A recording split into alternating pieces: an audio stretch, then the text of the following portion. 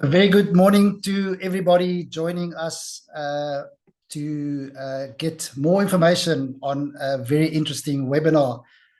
Once again, hosted to you by SIOSH, the South African Institute of Occupational Safety and Health. My name is Niels Norkier. I am the CEO of SIOSH. Just a reminder to our newer members, and even if you are a member for many, many years, that SIOSH is a SACWA recognized professional body for occupational health and safety practitioners, and we've got 3 professional designations that are registered on the NQF, namely Technical Health and Safety Officer, Graduate Health and Safety Practitioner, and Chartered Health and Safety Professional. Just some information about this webinar this morning. SIOSH has CPD verified this webinar with 1 CPD point. So SIOSH members that are registered and in good standing with SIOSH can go to your profile after this webinar and you can claim 1 CPD point for attending this webinar. With regards to a number of you that would also be registered with the SACP CMP, we have really attempted and did our level best to try and get this webinar CPD validated by the SACP CMP. In fact, it looks like we're on the verge of getting it validated. The process is a bit slow and tedious, and we're hoping that we can get it validated for our SACP CMP registered persons as well for 0.2 credits. I can't confirm that. We're hoping that will happen, and we will have your emails and on the database that you've registered here today, and we will certainly send you an email with the validation number if it comes through. So let's hold thumbs. We're actually hoping that it will come through today still. So from a SIOSH point of view, 1 CPD point automatically for SIOSH members. You can add that to your profile, and we're hoping for a 0.2 credit from SACP CMP.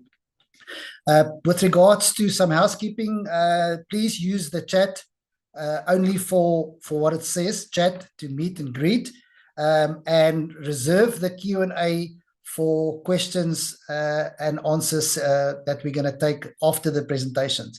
Just a note on the Q&A, please, if you got a question, please can you keep it for a while before you post it. We've got excellent technically qualified specialists that's going to take us through these regulations, and your answer might still come through. So don't post a question, or please don't post a question in the Q&A before it has been addressed. Also, can we also ask that only questions pertaining to this webinar this morning, which is the physical agents regulations, which has been promulgated and are in a transition period before it will become effect in September. So we will not be able to answer any other questions related to membership or SACP CMP or anything else other than the 2 specialists that we got this morning. Will only be able to answer or endeavor to answer questions related to the newly promulgated physical agents regulations. So thanks for adhering to that. Just to let you know that this webinar is recorded. It's also currently live streamed on our YouTube channel. The recording and the presentations will be made available and sent directly to our SIOSH members after this webinar. About a day or 2 later, you will receive the recording link as well as the presentations, because there's a lot of information and I'm sure you would like to share it at your workplace, or even go through it again if you want to, if you have missed something or a technical aspect that you've missed. Just a note on SIOSH membership. Thank you to all our members that have renewed your SIOSH membership. I think we're on a record renewal rate at this stage of the year. And for those that have not yet renewed your membership, please can you do so? We did send this webinar out to our members and our current suspended members in an attempt that you see the value that you cannot afford not to be a member of SIOSH. So, and then finally, a note on something about SIOSH. If you could please just take a note, and you must have seen it in the opening slides. Our flagship event is coming up on the 31st of July 2026 It's our annual OHS conference, and we've got some great presenters confirmed already for that conference. So go to our website and register. This is not sales talk when I tell you that we are close on 70% fully booked for that conference already. Right, members of SIOSH and guests, this morning's webinar, possibly, I think, the biggest one that we've hosted so far, most interest that we received. We had so many queries from members asking, please, we need some help. We need some clarity on these regulations.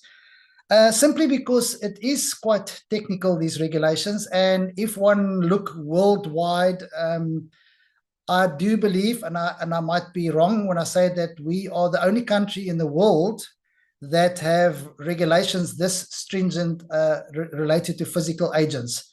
We thought that the ergonomics regulations were stringent and one of a kind, or only two of a kind worldwide.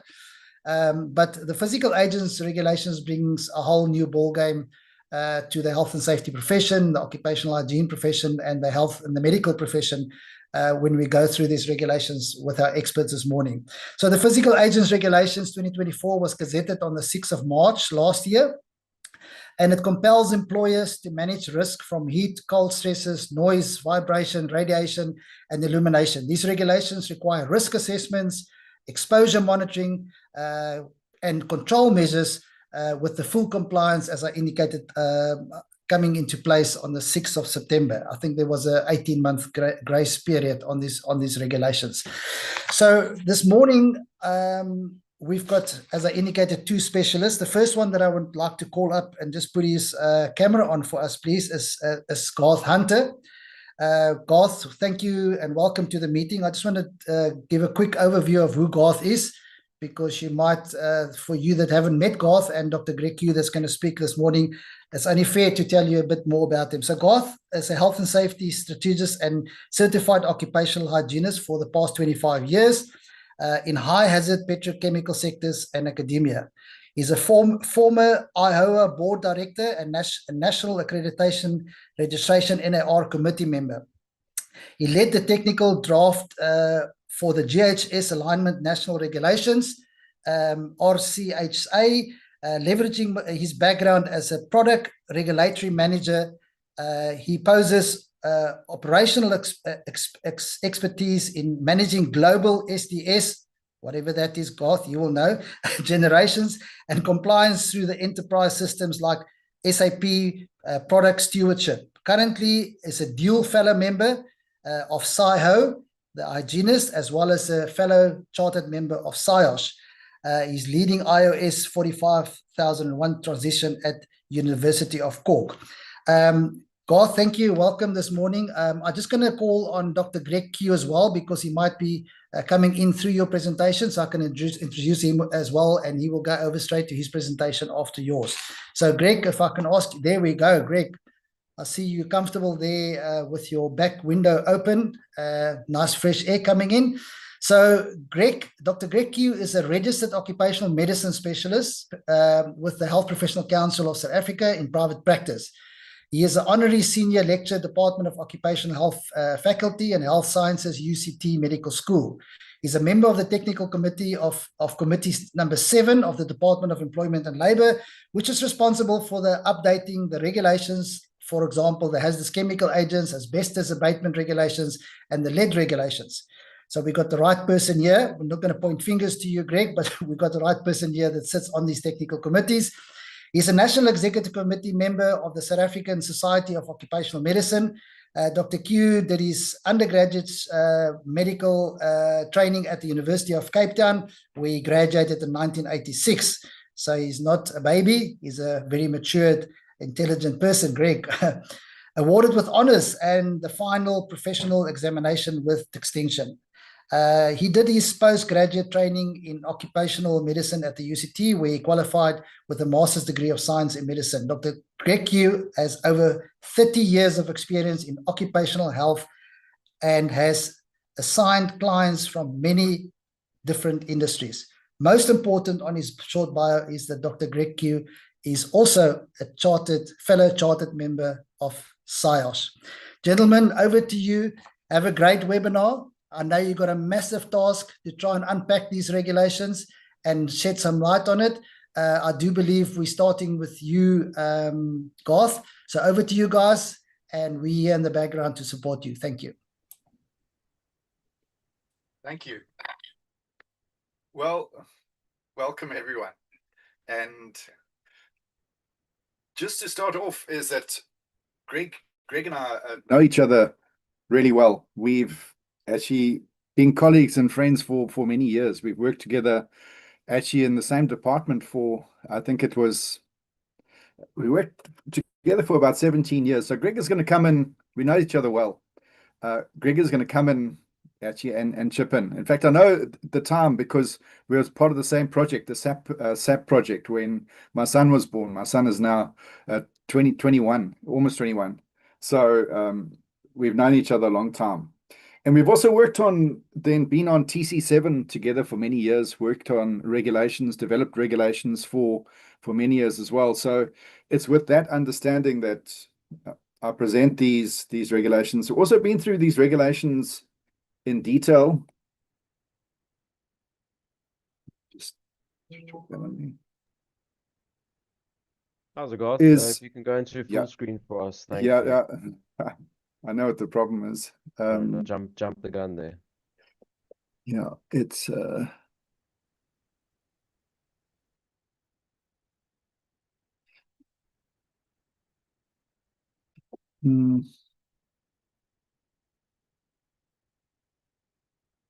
stop sharing.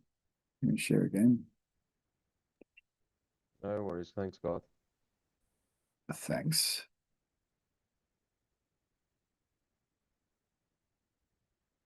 I think it's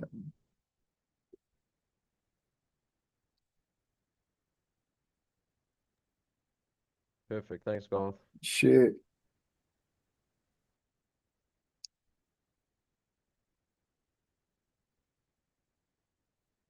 This should be fine. Okay. Okay, there we good. We're good to go. It always has to be something with these webinars. So we're going to cover these regulations in detail within the time we've got. And I know it seems like a long time, but it's not a long time. Is because the regulations are really extensive and they're complex regulations. And I'm going to do my best to go through and at a level where we gain understanding, but not put too much complexity in. So we're going to walk through, as we said, Neil's actually covered this. I'm going to do part 1. Greg's going to do the other one, part 2, and then we're going to do question and answers. And we're going to then sort of co-share. Greg will come in during my presentation as well. So, right, so what we're going to be doing and aiming to do in this presentation, identify which work areas are affected by the PAR. It's some of the technical detail we aim to help you understand in terms of action levels, OELs, and understand actually then some of how the regulations actually work, as well as actually put a plan together. That's the regulatory timeline. And Greg and I were discussing yesterday in preparation for this meeting that these come from the environmental regulations. And Greg, you reminded me that noise was originally part of the environmental regs. Yes, exactly. Thanks, Garth. It's reminded that there are 5 categories of health hazard generally, and physical agents are one of them. And part of physical agents generally sits noise. So it sits actually as part of physical agents from an academic point of view, but for convenience, the noise regs were separated from the rest. And so the environmental regs have sort of come to evolve from out of the environmental regs into regulations, given that title. The illumination part is slightly more unclear. Illumination is light. It's not really one of the hazards, but nonetheless, it's also included now under the physical agent. So the history is useful to know. So just on that one, some interest is that lighting is an anomaly in these regulations. And the reason why it's an anomaly is that typically less of a hazard in terms of occupational hygiene stressor, what we say is something which causes harm, actually less is better. Whereas actually lighting isn't a traditional occupational hygiene stressor. In terms of, it can obviously, too much can have, or stereoscopic effects or whatever. It can have negative effects, but typically an increase in light is actually positive. And that's because light is then really a traditional safety hazard. And it almost doesn't fit in these regulations, but it's been bundled in these regulations. And sometimes in places that actually cause an inversion. When you're talking about then as low as reasonably practicable, well, that doesn't apply to lighting, because lighting then typically there is too much light where you actually get glare, but typically more light is, in terms of productivity and in terms of safety, is typically better, not always. So we see that we actually then made we have both sat actually then, I think, on the SIOSH committee, putting these detailed comments together. And then we see then that we had then the gazetted, and we from March 2025, and we've got 5 months left until the full compliance deadline, hence this webinar. And you can see that we talk about regulations as in plural. So any set of regulations are under the Act. These are the physical agent regulations, plural. So each one, for example, Illumination is a regulation in its own right. There's non-physical stressors, and there's 20 regulations. And then you'll see that this competent person makes a huge change to the way we understand and actually practice occupational hygiene and practice the implementation of regulations. And we'll talk about that more. And then also, these regulations are not to be taken lightly. There's criminal liability attached to them. And I don't like to, certainly I'm not one of those people, and no, Greg isn't as well. We don't like to threaten, and that's not the primary reason why you implement, and you implement primarily because you care for people and you look after people. But of course, in the back of our mind, the first threshold is that you have to meet legal compliance. And with this legal compliance there's criminal liability attached to it. So going through some of the definitions. What is a physical agent? So an agent, you remember we started off in the hazardous chemical agents, and we sat as part of TC7, Greg, you and I, and we talked about the word agent.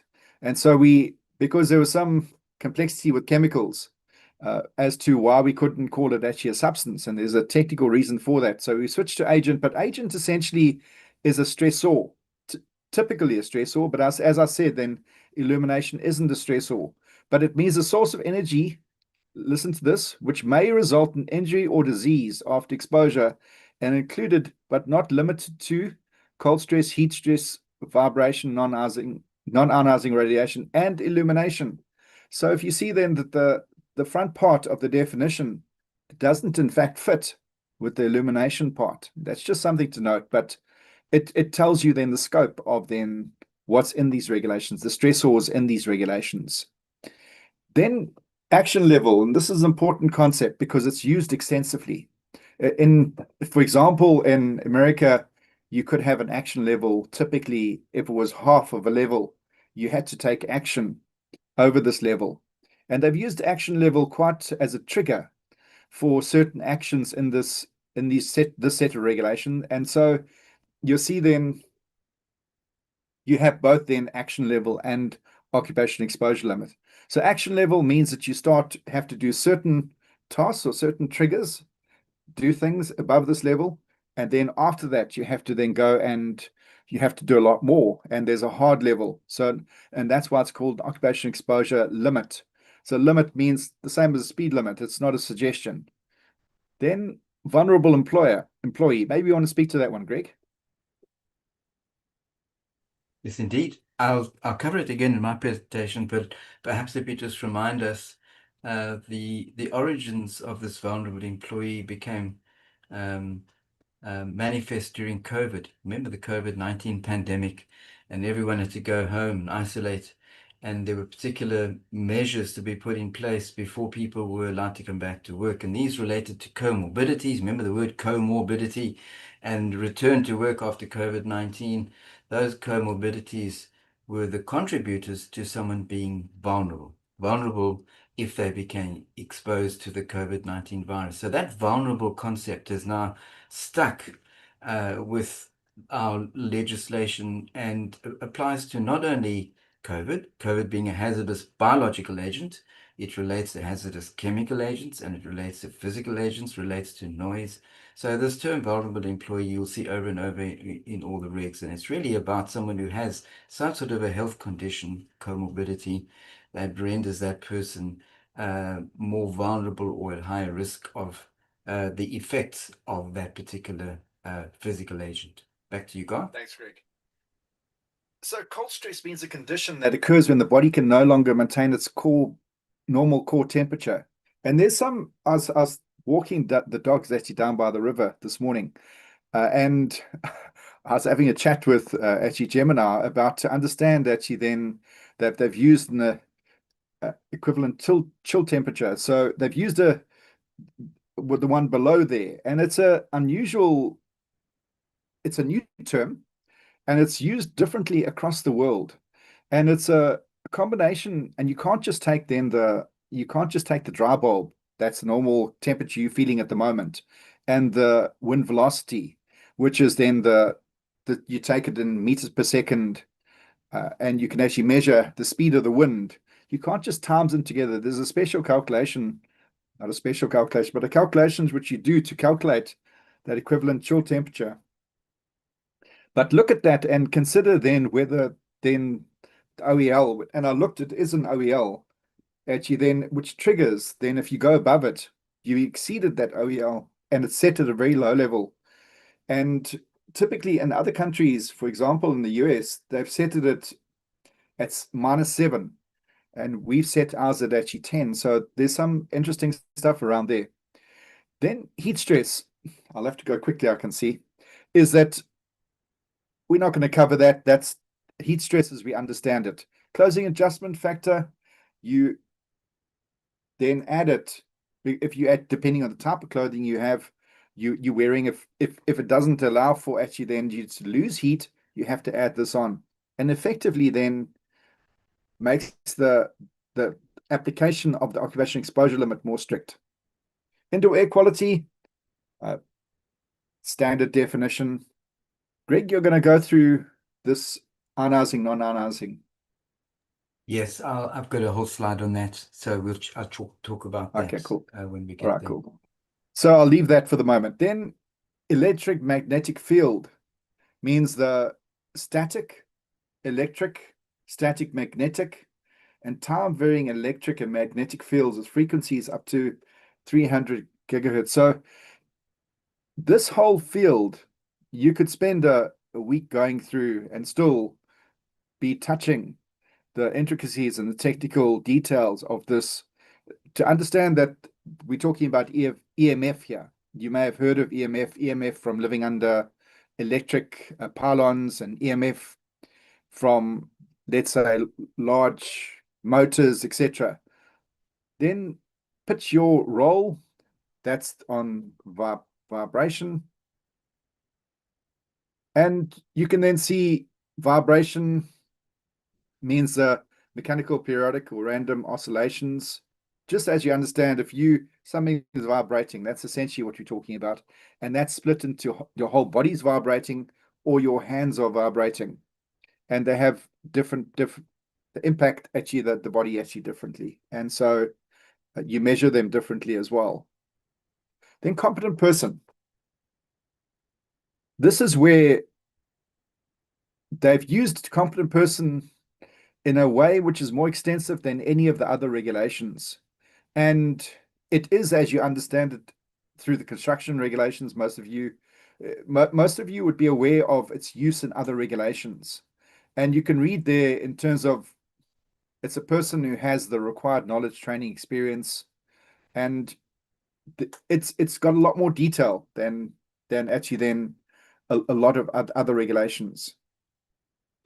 And when I looked across then at who does, let's say, assessments, there's other regulations, ergonomic regulations, which require you to be a competent person in order to do the assessments. But this is, and so it's not surprising, and I think it's a good thing that they've moved to ensuring that the competent person then does the assessment. But they've also then moved to the competent person doing the monitoring. And now that's a massive shift, because traditionally we've had the AIA model, the Proven Inspection Authority model, and that has now changed. And we're not talking uncomplex measurements. So it's not because it's straightforward to measure vibration. It's not. It's not because it's straightforward to measure electromagnetic fields and ionizing, non-ionizing, or actually non-ionizing radiation. Is that it's not because it's simple. It's in fact, it's quite complex. But they've decided to actually use a competent person, not to actually have an approved inspection authority actually requiring to do this. And if you look across the world, in the US, UK, Australia, Canada, New Zealand, all of them use a competent person model. And none of them had actually then a model as burdensome and expensive as actually then because you had to have dual accreditation, both with the approved, with actually SANAS, as well as with the Department of Employment and Labor. So there's been a big change there, and that change is welcomed. In terms of Can I just chip in there, Yes, Garth? Greg. Go. Can you go back 2 slides? And I just want to ask your opinion. So if we look at those there, this idea of a competent person, colleagues, and this is all of us in the presentation, you see over and over in all the regs. We have it creeps into the medical space too. In the noise exposure regs, there's a competent person there doing audiometry and the like. So it's an important idea to get our head around. So here's a deviation now. Here we've got a situation where this competent person is not only doing the risk assessment. I think we're used to that, seeing the competent person doing risk assessment. And then when we get to exposure monitoring, it's the AIA. Now that's shifted. So one of the things that I wanted to ask myself is, how do we distinguish between those two parties? And perhaps in this slide that Garth is sharing, there's maybe a little clause there that we could just spend a moment on. So if you look at the exposure risk assessment person, those relevant qualifications specific are in red where applicable. So to do the risk assessment, they've added where applicable these qualifications. But when it comes to exposure monitoring, then it is and relevant qualifications. So perhaps that creates a distinguishing feature between the person who's doing the exposure risk assessment versus the one who's doing monitoring, Garth. Do you think that our colleagues... So. Oh, okay. And I'll tell you why, Greg, is that first of all, and it's a good point, is that when we look at then who's then the only national accreditation system or recognized by actually in terms of actually SAQA for this exposure monitoring and actually the scope of these regulations, and it's occupational hygienists. It's SIO registered, Southern African Institute of Occupational Hygienists. So it means that essentially my understanding is both then for the exposure risk assessment as well as then the monitoring, you need a hygienist to do it. And this is common across the world. And you'll see that when I move to this over here, Greg, is that it's often understood that risk assessment is pretty simple. That can be done by the employer, and the monitoring has to be done. That's a specialized part. That's an incorrect. I could say otherwise, but I'd just be being incorrectly diplomatic. It's in fact incorrect. Now, I speak as an experienced hygienist, is that, for example, I used to work at a large petrochemical. I worked there for 20 years. If I went underneath the loading rack and I saw then where they are loading, and I did a qualitative assessment, I'm basing my qualitative assessment off having seen, I don't know how many thousand, but thousands of measurements. When I see that set of circumstances, I then have my mind is actually calibrated. My visually, I can see there's an O-ring missing. I can see a spill. I know whether they're doing top loading, bottom loading. All of that feeds into my understanding to actually do the qualitative assessment. In fact, the qualitative assessment in terms of skill typically requires more skill than actually the monitoring. The monitoring, you can get a pump, you can follow a method and my friend Rob Randolph, he always said that being a hygienist is kind of like you know the Matrix, where eventually you walk into a place and you kind of understand, you kind of see what's going on. And I think it's kind of like that. So if I go to a petrochemical facility, I understand it pretty well. I know what's going on. And so the same person, here's another important point. The same person who does then the risk assessment, in my opinion, and you wouldn't change me in this lifetime, has to do the monitoring as well. They're really part of it. You can't segregate them. They're not it's not possible to say I do the one now the other, because they really feed into each other. They're part of the same process. And that's why we'd always used then we try to cut down the variables. If you're really interested in understanding what exposure looks like, you cut down the variables. You say, I'm going to use the same person to do both. If I'm going to do, then we did actually measuring across multiple countries, across the whole of South Africa, multiple different places. I'd use the same people to do it at each different place. I'd use the same laboratory. I'd use the same methodology. And by doing that and cutting what we call in confounding variables, things that serve to confuse, by reducing those, you start to actually then get risk assessment and monitoring, which makes sense. And then when you take it into then across multiple years, you do what we did, Greg, is you put into a database and you do analysis.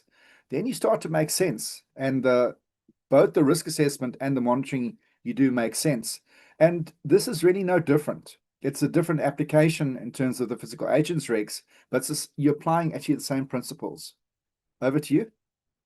No, thank you. Thank you, Garth. I'm going to pick up on that because the point you make in the bottom there with your key rule, Garth, I think is just so important to all of us colleagues, all of us in the health and safety profession, is that the risk assessment really is the foundation for everything. It's the foundation for us doing our medical surveillance and medical screening program. It's triggered by, it's guided by, it's influenced by. So the more competently you do and have done the risk assessment, the better everything else is going to be.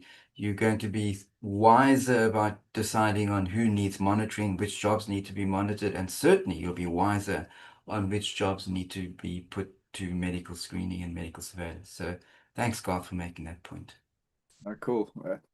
Yeah, I think you can't trigger something there, Greg, but it's a good point. And so the next one is actually then the hierarchy of control. So it's really about,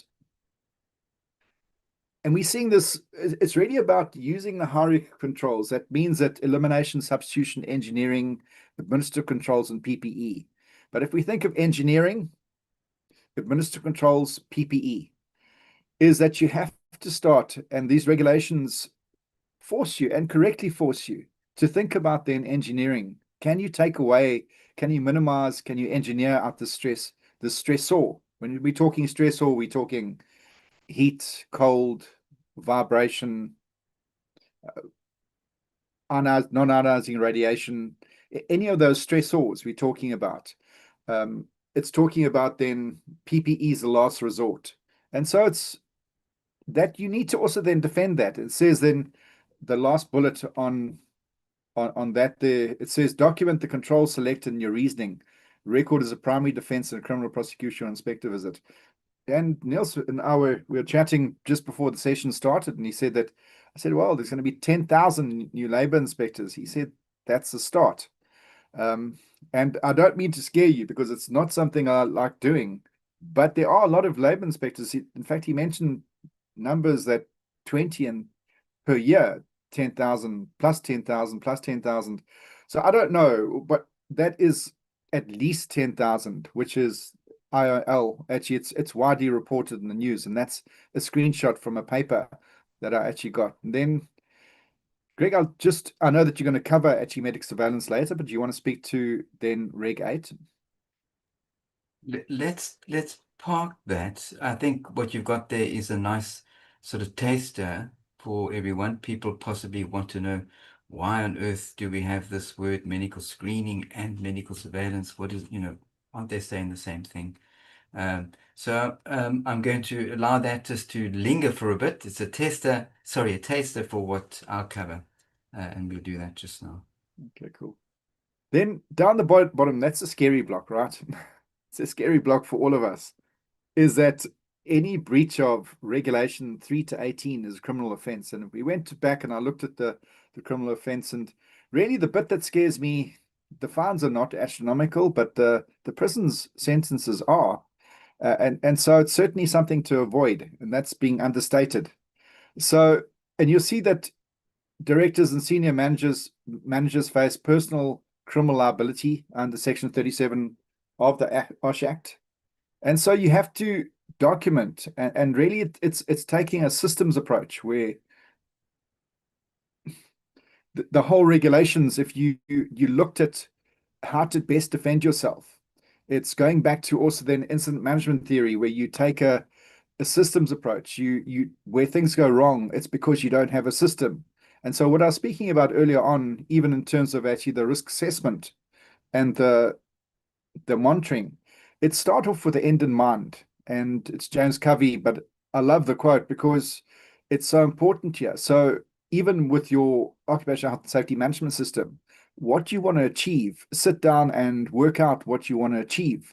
Do you want to achieve basic legal compliance? Although I'd suggest these regulations, if you achieving legal compliance in this for this set of regulations, I'd quite comfortably say you're achieving as low as reasonably practicable, because they are set at that level, at as low as reasonably practicable. But it also means that downstream from there, your health and safety policy then really needs to reflect what you're trying to achieve. And downstream from that, your systems should be reflective of the fact that how you're going to achieve that. And so when you have a breakdown, you don't meet these regulations, what you really have is actually a systems failure. And so to build systems that can actually help you comply with these regulations, and of course, the most important is to protect employees. Then information, instruction, and training, and these are very extensive regulations. And there's been a change, which is that you have to have a competent person. Remember, I said that my understanding is the only profession that has a scope of competence, which is registered by actually SAQA, or actually the occupational hygienists. And welcome anybody to tell me why that isn't the case, because actually in the competencies are actually detailed in the registration levels for a hygienist, for a technologist, at least. And so the law requires you have to train on these physical agents, that the trainer must be a competent person. So you can't take generic off-the-shelf safety courses to satisfy this requirement. And also, again, a certificate without trainer credentials has no regulatory value. And so you have to then keep competence records of who's your trainer. And the inspectors should be asking, I think quite a few inspectors probably online, and that's a good question to ask. And then attendance registers signed per person, per session, per stressor, as well as then the training content can't be generic training content. And one of the things is it has to be attached to that workplace. Now, it's incredibly difficult to achieve this. And why do I know it's incredibly difficult to achieve this? Because when I was an inspector in 2001, I was a young man. And I was actually the person who was the technical person behind the asbestos regulations. I said, you got to do this, you got to, and the wording, I remember it now, it's even in these regulations, actually practically and theoretical. And who's responsible for that? Well, actually, I am. I hang my head a little bit, not quite, but is that I then got a job actually in industry. And one of the things that I was actually then the training and systems specialist at a petrochemical petrochemical plant. And I had to then do what I'd said we had to actually do. And of course, it wasn't a wonderful employer, and we tried really hard, but it was almost not possible to achieve what I'd thought was actually possible. So basically, I'm saying that as an employer, it's not easy to achieve what's actually needed here. Then in terms of the critical gaps here, most employers then are not using competent person to train on ergonomics, to train on these regulations, and that would be a gap. Then in terms of the CETAs and the QTCO qualifications, they don't apply. There's relatively limited QCTO qualifications. And those are qualifications. These and probably will never exist in terms of QTCO qualifications. This is not a qualification. When you do training on these regulations, you'd get a certificate, typically a certificate completion. You wouldn't be a competent on these regulations, and the regulations don't require that you are competent on these regulations, but you have to show that you've been through the training. And the next one is then, this is what I was walking down by the river. It was probably around 10 degrees. I'm probably not joking. Actually, so this OEL trigger over here, which is 10 degrees equivalent chill temperature, and that is an OEL, means that triggers the regulation. And it means that if you go to a temperature which is below that, it triggers then the regulations. You're over the OEL. But here's the thing, is that if you have then a wind at the same time as the dry bulb temperature, let's say the dry bulb temperature was, let's say 9, and you had a wind of, let's say 2 meters per second, that would actually then drive up, which meant that, let's say at about, I don't know, guessing now, about 12 degrees, these regulations would actually kick in, which means if your temperature is anything below that, these regulations are actually applicable. So it means they are the strictest in the world. I did several searches and I can't find any regulations which are strict. For example, the equivalent chill temperature in the US is -7. So that's a gap of, and I'm willing to be corrected on any of these. I think we're all learning exactly how these are implemented. But that's a gap of 17 degrees, which is huge. So there's some of the employer actions at the bottom over here. There's the highest risk sectors, cold room and freezers. There's nearly always actually air movement, refrigerated transport, outdoor winter construction, mining and elevated areas. These are all the environments that not could reach 10 degrees.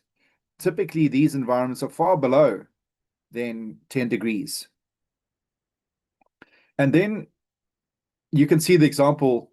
So the equivalent chill temperature considers both dry bulb temperature and air velocity. So I give an example there. And you have to build a written cold work program before September 2026, which is practically tomorrow, 5 months ago, but not much time at all. Work rest schedules, warm-up facilities, buddy system, and cold stress first aid training. So there's significant responsibilities under this regulation, which didn't exist before. Then heat stress. And heat stress is the biggest. You remember that clothing adjustment? That really makes a big difference, because you see, WBGT of 30. But that WBGT of 30 can actually significantly be changed depending on the type of clothing you add. So if you've got impervious clothing, quite heavy impervious clothing, you can add up to 10 to 12 degrees, which means that, in fact, it looks the same. You say, WBGT of 30. No, it's not the same because of that. So there's been a huge change here as well. And really, where you have actually increased WBGT, wet bulb global temperature, it's where you have radiant heat. What is radiant heat?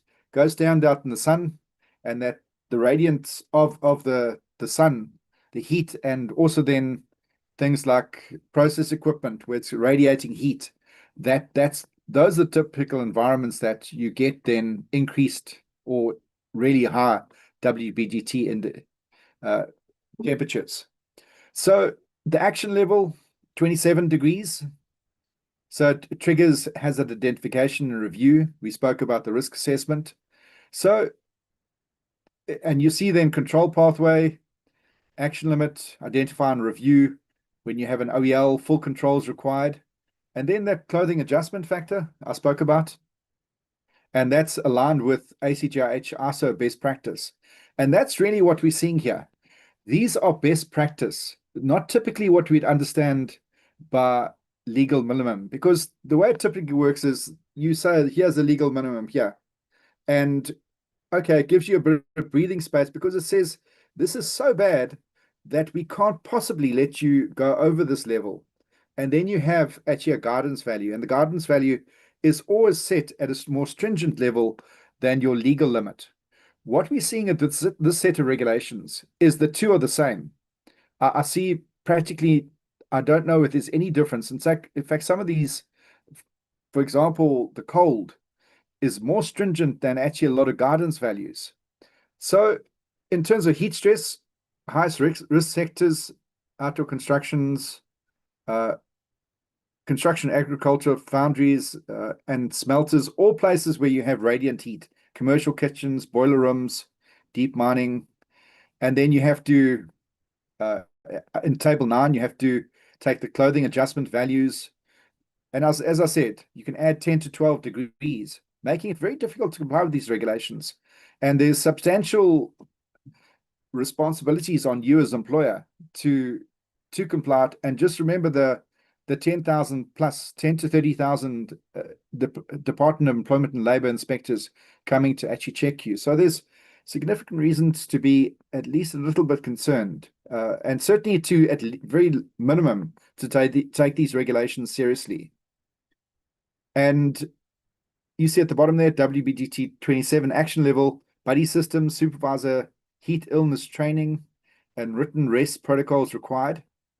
So heat stress can be fatal, and it would constitute a work fatality under the OSH Act. There's no question that heat exhaustion can actually pass to heat stroke. And when you get heat stroke, many people die. And so being a mountain biker, I remember I once was about 10 kilometers in the valley from Inanda Dam down to Suncoast. I was actually then on my way down, and I started imagining that actually the finish line, I could hear people cheering, and it was because I was delirious because of the heat. And I had to actually then, in fact, I was just imagining it, and I had to lie down in the tree until my core body temperature came down. It was really hot and humid. And if actually Bergen Bush, which I often did, most years actually somebody died in that race. There was many years there was death. So having some practical experience, self-caused, of course, I'm not saying it not, but you still get to understand actually what heat stress is about.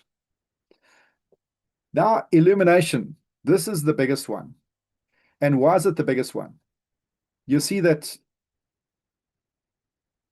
maybe I can move this here, is that I did a calculation, and on average, you'll see that let's say it's doubled. There's differences. Some of the luminance values required are some of them more than double, others are actually slightly less. Many are just doubled between actually the 1987 table to the environmental regulations workplaces, and others are, and actually then what is effectively, it is because the values are identical to the SANS 10114 values. So in terms of then the amount of electricity increase is between 0.5 to 2% extra overall consumption will take for workplaces to comply with this. So the amount annual, that's a rough calculation. I'm sure that somebody will do more accurate calculations, but this will cost about 1 to 5 billion South Africa annually extra on electricity bills for lighting to comply with these regulations. So not unsubstantial, and considering the problems that in South Africa we've had with electricity over the years, not unconcerning that we're adding to the load.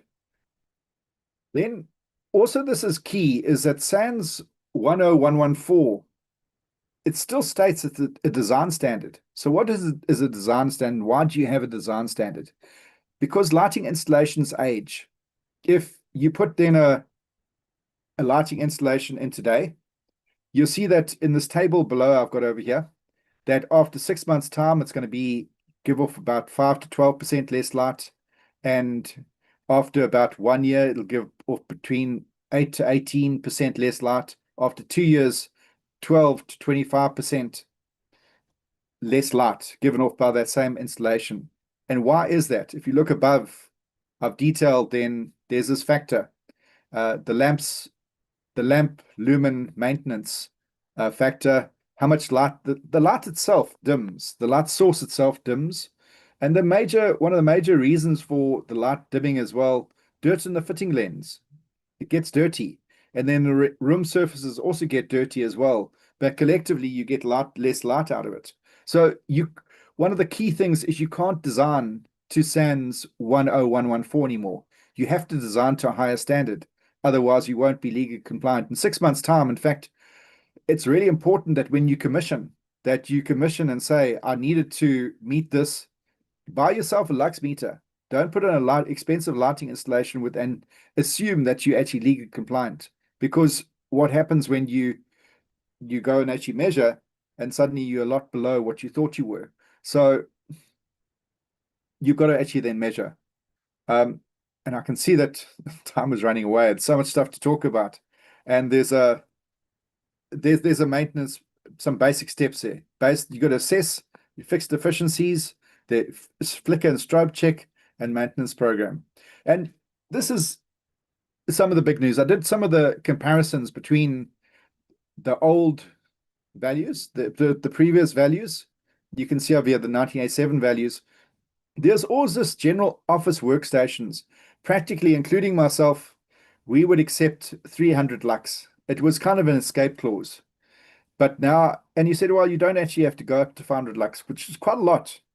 It's now in general workstations, every office across every employer across the whole country is now 500 lux. No, it's like escape clause. And if you look at then these values over here, you can see then corridors, stairways, rest areas. What used to happen was you had the 50 lux, you designed for the 100 lux, you only had to meet the 50, you're legally compliant. Even if your lighting installation degraded, it would still meet that 50 lux, the minimum. So now effectively, this is the same as the SANS 10114, which means that you're going to have to actually then go design substantially above these values in order to meet the legal compliance. And you can see over here going down, increased, doubled, increased, same, increased. And some of the increases, look at the bottom here, for emergency safety critical areas. Before you used to have 0.3 lux, and now you have to have 5 lux. And that's my point, is not all of them just doubled. Then illumination, you can also see how strict, this speaks to how strict it is. Look at then the EU, UK, US, Australia, Germany, in terms of them requiring specific lux as criminal law. The EU, no, it's not criminal law. UK, no, it's not criminal law. US, no, it's not criminal law. Australia, no, it's not criminal law. Germany, no, it's not criminal law. South Africa, it's criminal statute. You don't meet that, you legally, criminally, actually liable. So it's the only jurisdiction I can find where falling below the minimum lux is a criminal matter. And so you have to have, again, a system to make sure that you maintaining those levels. Now we get to indoor air quality, which has got 2 parts to it. There is some good news, and is that, and some of this is really good news, and some of this really is really good practice, is in terms of the guideline values. There's first of all, table 3 is guideline values. So what's given this table over here is these are guideline values: temperature, air velocity, relative humidity, CO2, and carbon monoxide. And I'll cover then what we need to go through. In terms of step 1, you got to do air assessment. You got to use CO2 monitors. And when we get to the next slide, I'll say then why CO2 is the most practical, because it's a proxy for good air quality. It's quite cheap. It is cheap, and they're quite accurate. The NDIR, non-dispersive infrared sensors, are reliable, and you can put them up. You can actually measure what the CO2 concentration is, and that's your best measure of ventilation. So ventilation being indoor air out, outdoor air in. And if you don't have that mix, and you'll see I've got a definition over here for ventilation. Ventilation equals the controlled movement air into and out of. It's not circulation. And there's a definition in this regulation which speaks about circulation, whereas really ventilation is not ventilation. You don't have ventilation if you don't have the outdoor air moving in and the indoor air moving out. I'm getting tongue-tied there. So the reason why you need that is that ventilation fixes pretty much everything. It provides fresh air, it provides oxygen, removes all the airborne contaminants, and importantly, it also removes, remember COVID, we may have forgotten about COVID, but COVID hasn't forgotten about us. And we both then, Greg and I both actually enthusiastic members of Green Flag Association, and we were both very active during COVID. And you'll see that the second part of this is that it speaks about, and this is then the must part. So there's a guidance values, but it doesn't speak about then in terms of mechanical artificial ventilation is the definition it uses. It then speaks of artificial ventilation. It speaks about then its binding. So SANS 10400, the air changes per hour, is then binding, and it carries actually criminal liability attached to it. What does that mean? It means that you can't not have ventilation. And typically, I did a lot of work on this in my previous company across the whole company. You have to have a plan in place. You have to have a system. You have CapEx in place where you work out then. First of all, many buildings, some buildings, including where I work at the moment, I went in this one building and I realized there was no ventilation. All the windows were sealed and there was no HVAC system, heating, ventilation, air conditioning system. And that was done in the interest of being green. The only problem is people use that building. And when you have people using a building and Garth comes in with a cold, flu, COVID, or any other illness, which is airborne, and Greg is there happily working away 6 meters away and he thinks he's fine. And we have both then activity, we have then duration, and we have concentration building up, is that Greg is going to, with a high likelihood that Greg is going to be sick. So this is something which I think is massively positive, and is that ventilation and ventilating buildings is no longer optional. And what is then, and if we look at then the SANS code, what does that look like? It looks like that you have to have the air changes per hour. What that means is that you change over the full volume of a space, a working space, twice an hour. And the liters per second per person is 7.5. That's a lot of liters per second per person for classrooms. So in order to achieve that, I know that we have, take Joburg, Pretoria, it's cold, Bloem, Kimberley, all of those places, very cold. When it's winter, people close their windows. I don't think they close their windows. I know they close their windows. Why? They don't want to get cold. They want to keep the air in. It is impossible through natural ventilation, opening windows, to manage your ventilation through long term. It might be a short term solution, and you can actually put fans, and we did all these crazy things during COVID time. But some of that stuff we did through COVID time, we shouldn't forget about it. And you can then see, I've got a table over here, which then says what that looks like. So if you keep the air changes, the liters per second per person between 6 to 10, which is then what that SANS 10400 is saying, it means that you'll keep then the concentration of CO2 between 600 and 1000 ppm above ambient. And what that'll mean is you'll massively cut down the number of flu cases, the number of COVID cases you have at the workplace, and make it a much more pleasant and enjoyable workplace to be in. And you can see I've got a table over here, just really to show you that the science supports that. On the left-hand side, you'll see then there's a concentration of CO2, and it shows you then that equates to those ventilation rates. Then in terms of vibration, I'm not going to spend too much longer, Greg. I know that your time is coming up. Is that vibration is then you get both then whole body vibration, hand arm vibration. And again, just have a look, is that compared it to some of the other locations around the world, EU directive, it's binding and legally binding. UK, it's legally binding. Australia, Canada, New Zealand is guidance based, but in South Africa now it's criminal law, and the action limit is also then criminally enforced. So if you don't do those action levels, you're in trouble. And then just look practically what that means. And the highest risk sectors would be manufacturing, construction, mining, forestry. That's the havers, hand arm vibration, angle grinders, jackhammers, chainsaws, transport, agricultural forklifts, tractors, heavy vehicles, inventory, all tools and drivers. So you have to then calculate the trigger time per tool, and at 5 beats per second, and emission.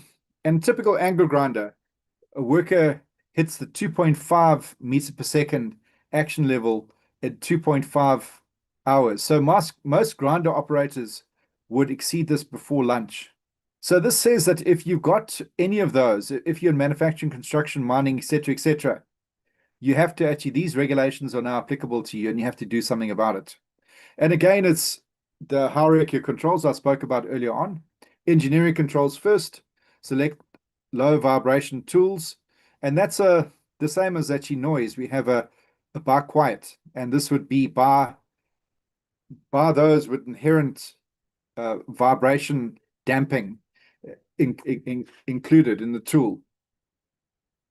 And so just using anti-vibration gloves provide very limited protection and not a substitute. You can't say, well, I've done the PPE, you've got vibration gloves. You have to show, and you're going to have to show those multiple inspectors then that you've actually then done, you've considered the engineering controls. And also think about that the inspectors, I know for ergonomics, they've done extensive training, and they'll also be training the inspectors on these regulations as well. And then the HAB screening, and this Greg will cover this later on, required at or above the action level. So early symptoms, tingling, blanching fingers, reversible, and then late stage HABs is permanent.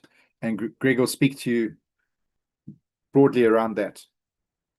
Then, can I just hold you there, Doc, for a moment? If you can just go back, what catches my eye on the slide like this, and I link it to regulation 4 and 5, where is it necessarily so to progress to measuring the vibration? And I ask the question because not everyone has expertise, I think, or is it now more widely applicable across industrial hygiene practices to do vibration assessments?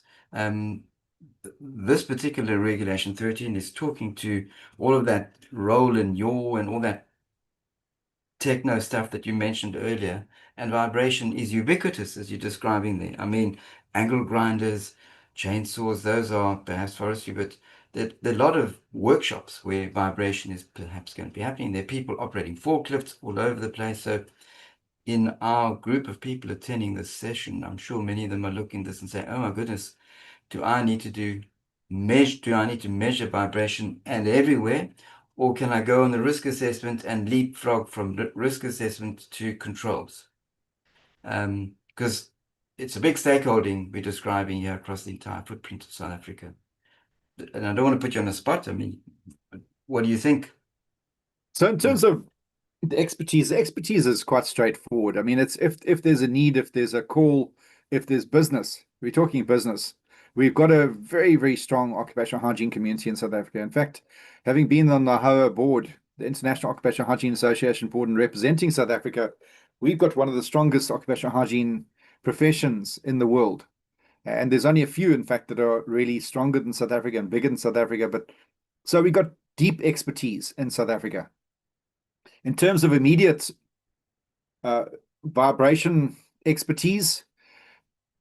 Yeah, a lot of people wouldn't have, all hygienists, technologists, hygienists wouldn't have deep expertise on this, but in order to switch and gain those expertise is not difficult, not for hygienists, because all the principles actually remain quite constant. You buy the equipment, you go on the course, necessary courses or whatever, and they'll quickly meet the requirement. In terms of then your better question, not better question, but your other good question, which is then, does everybody then have to go do vibration monitoring?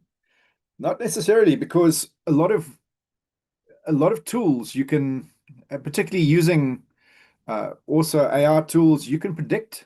I think prediction has to become more of the way of the future. It's not understood what an angle grinder puts out.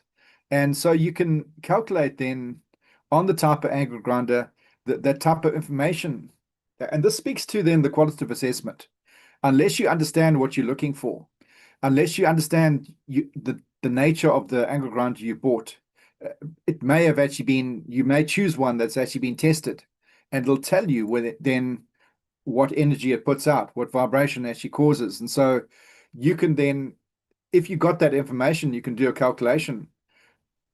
Speaking as a hygienist, there's no reason why you shouldn't do it, or why you should do actually monitoring for vibration. Typically, we do monitoring. We're talking about monitoring across the board.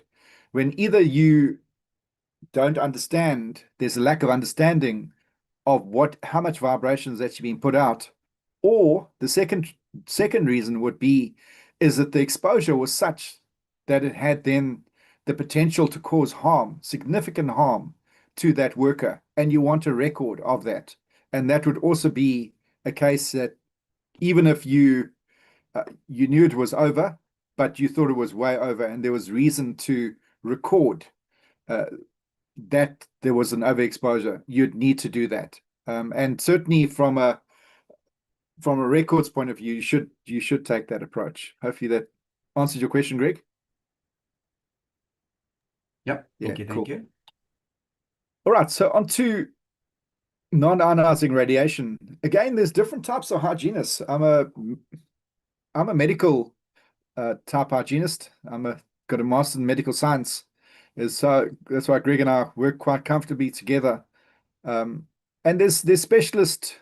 So I understand the stuff. We all have a scope of work, and even it's been assessed on the scope of practice, not scope of work, scope of practice. So, but you get specialists. For example, Jake Jacobs he's a specialist on non-ionizing radiation, and he would then an EMF, and they'd sell the equipment as well. And so I don't see any reduction in the need for AIAs and specialists. Rather, I see that, in fact, the better practice is to use the AIA to do both your assessment and monitoring together.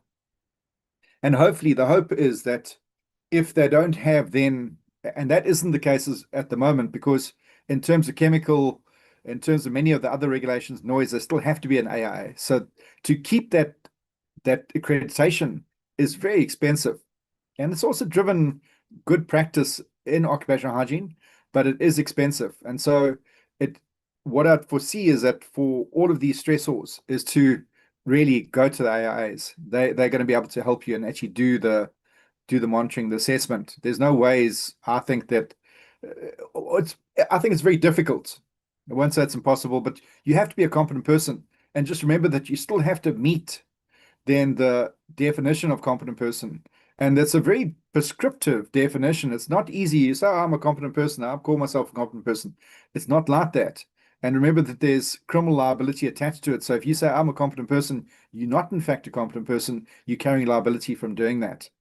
So in terms of, you can then see the high. So at the top, there's different types of non-ionizing radiation.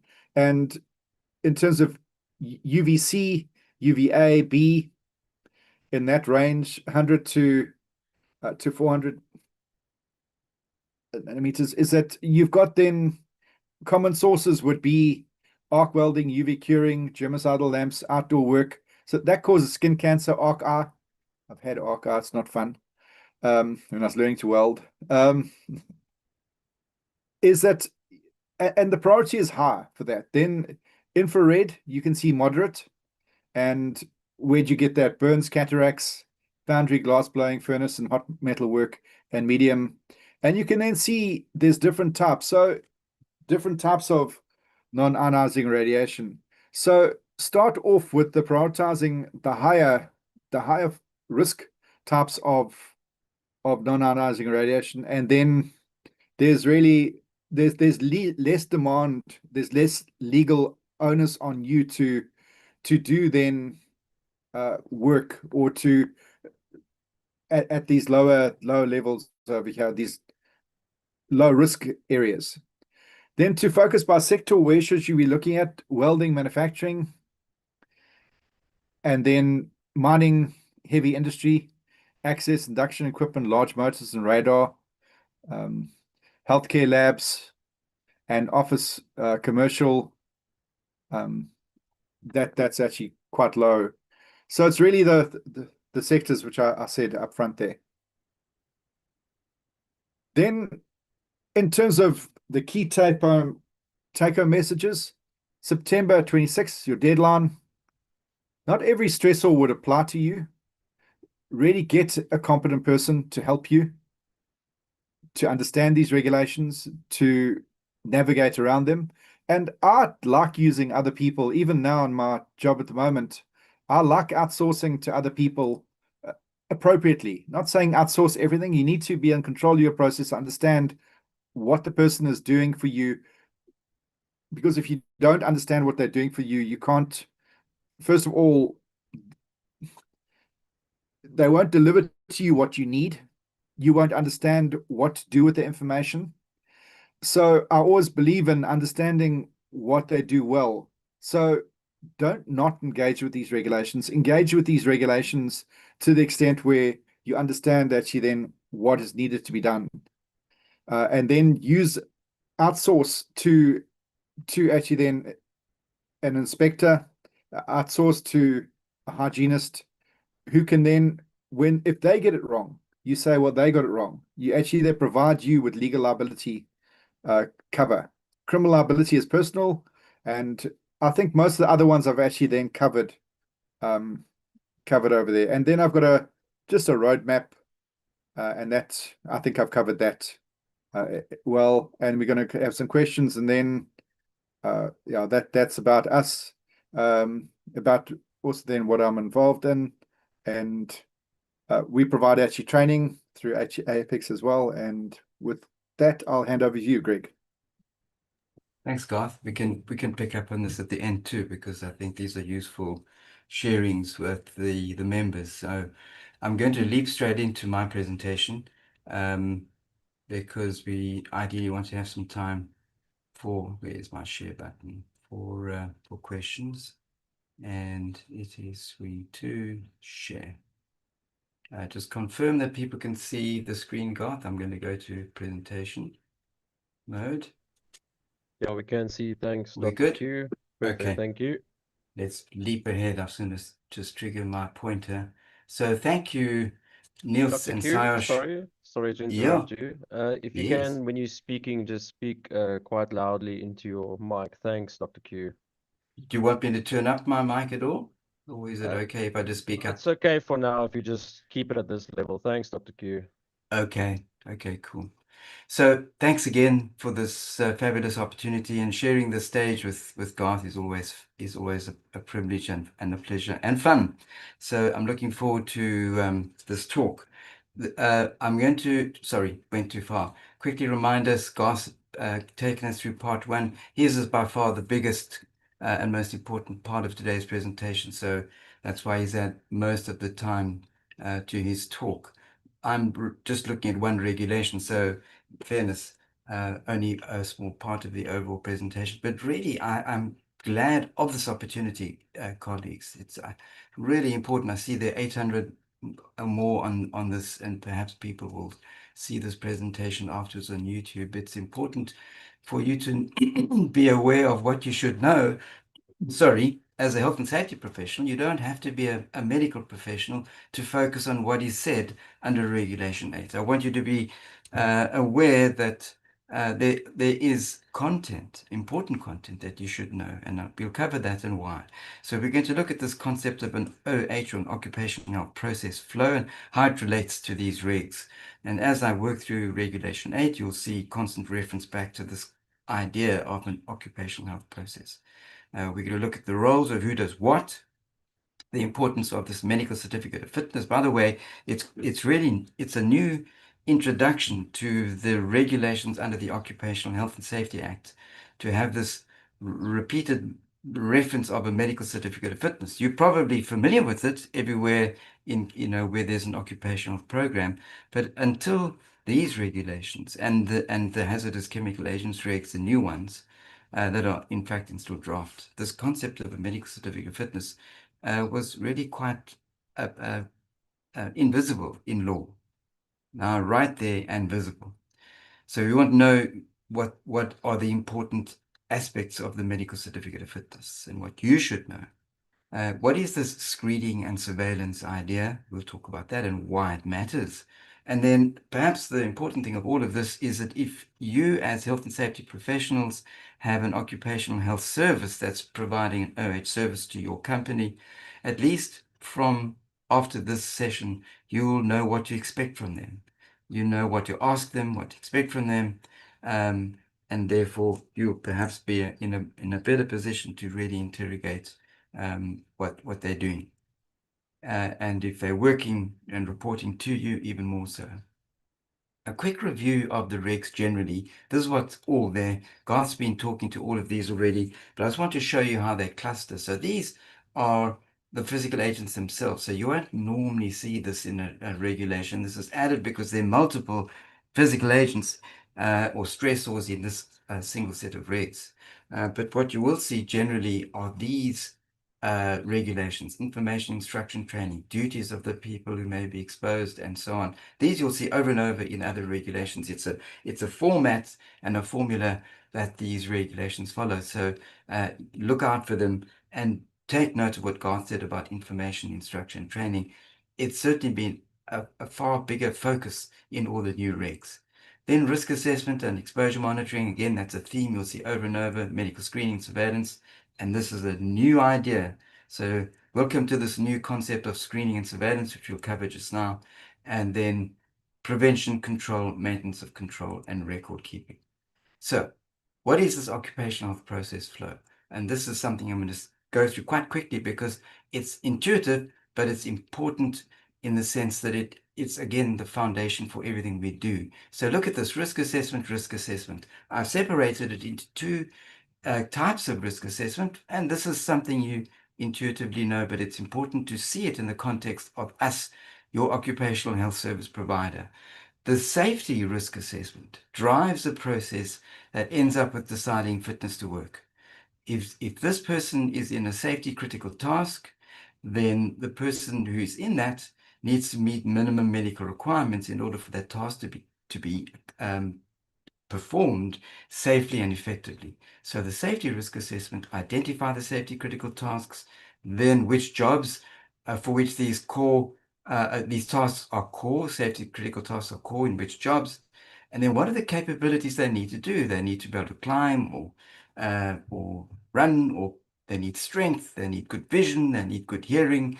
What are the capabilities needed? And that we call an OREP, an occupational risk exposure profile. You may be familiar with that. Your medical practitioner, the OMP, in design would then look at this and say, well, then what are the minimum medical requirements necessary for us to establish whether the person has the capabilities to do the job? That's a critical step. But the OMP and occupational health practitioner will establish these minimum medical requirements in order to meet that inherent requirement of the job. Then options for accommodation need to be considered. What if the person doesn't meet these minimum medical requirements? Can those impairments be accommodated? So that's the safety side. The health risk assessment is now identifying health hazards. So these are hazards that can cause occupational disease as opposed to safety hazards which cause accidents. So Your next step is, having identified the health hazards, you then want to establish how harmful they are. How harmful can they cause cancer? Can they cause death? Or do they just cause irritancy? And then what does vulnerability do to this harmfulness assessment? Vulnerability, remember, we've talked about, means this person has a vulnerability to the harmful effects of that hazard. And that is only establishable during medical screening. You will then screen someone and determine if they have comorbidities that make them vulnerable. You can't establish that in the health risk assessment, but what you can do in the health risk assessment is recognize certain comorbidities as a vulnerability. You don't know who has them, but it's a recognition that can be set under your health risk assessment stage. Now you've established harmfulness, who is exposed, qualitatively and quantitatively. You guys are familiar with that. And then you can do a risk calculation. Typically, we use a risk matrix, 1 to 5, 5 by 5, or 5 by A to E, and you then prioritize your high risk steps.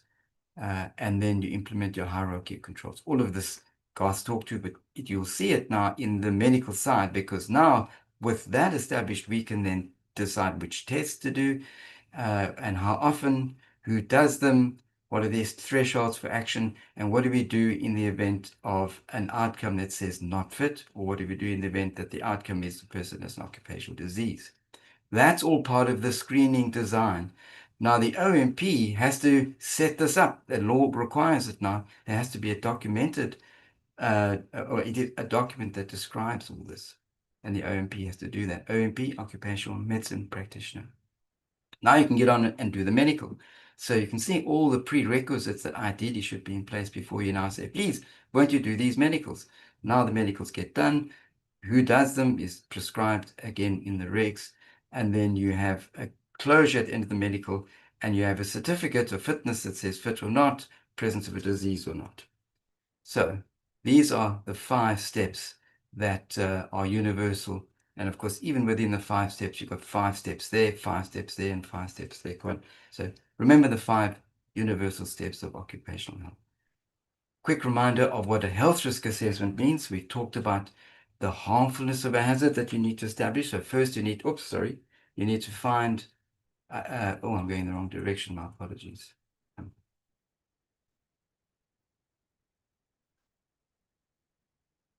There we go. My apologies, clicking the wrong button. So you need to find the hazards, the physical hazards that we're talking about today, but they could just well be all the other hazards. And so how harmful are they is part of that hazard identification. And then you want to know, are there vulnerability factors that would make this physical agent more harmful to this person? And that's the job of the occupational medicine practitioner. Don't you worry about that. That's the job of the occupational medicine team, and that might trigger the person being included in medical screening. On this side, you do an exposure assessment, duration, frequency, intensity, the standard stuff with which you're familiar. But then there are, again, other cofactors. For example, confined space would increase exposure intensity. Wind will decrease exposure intensity unless it's cold. Of course, if you're talking about physical agent cold and there's wind, it increases the intensity of your cold. So these cofactors are important, and we'll see them over and over and over. Vibration plus cold, those two act synergistically to aggravate the health effect on cold or vibration. Vibration plus noise. So under the noise exposure regs, you will already have seen that if you have vibration and noise, the noise threshold for action goes down. It means you need to be more vigilant, and so on. Confined space, poor ventilation, and it increases the intensity of exposure of whatever agent we're talking about. So medical screening must accommodate all of this, and that's why I said this risk assessment step is so vital to the medical screening program. So the OMP, the occupational medicine practitioner, must consider whether or not medical screening or surveillance is necessary if there's a significant risk. So how harmful are these agents, and do you need to consider the impact on vulnerable people and the degree to which there may be exposure? I'm going to come to that now there. And are there known identifiable occupational diseases attached to those physical agents that we can then identify? Importantly, is this occupational adverse effect or this disease likely to occur under the conditions of work. So that's when we talk about the exposure, duration, frequency. Is the exposure, Garth mentioned, is it over the action level? Is it over the OEL? Is the exposure sufficient in this particular workplace to trigger this adverse harmful effect, given the harmfulness level or what effects this particular physical agent does? And these are what the OMP must do. Then after all of that is said, can we actually diagnose the presence of this occupational disease? Are there screening tools that will reasonably identify this adverse effect? And those all have to be in place for us to say, yes, let's proceed with medical screening. And I make this point, colleagues, I make this point urgently, because we don't want mindless medicals. It just drains everyone's budgets. It just generates unnecessary work.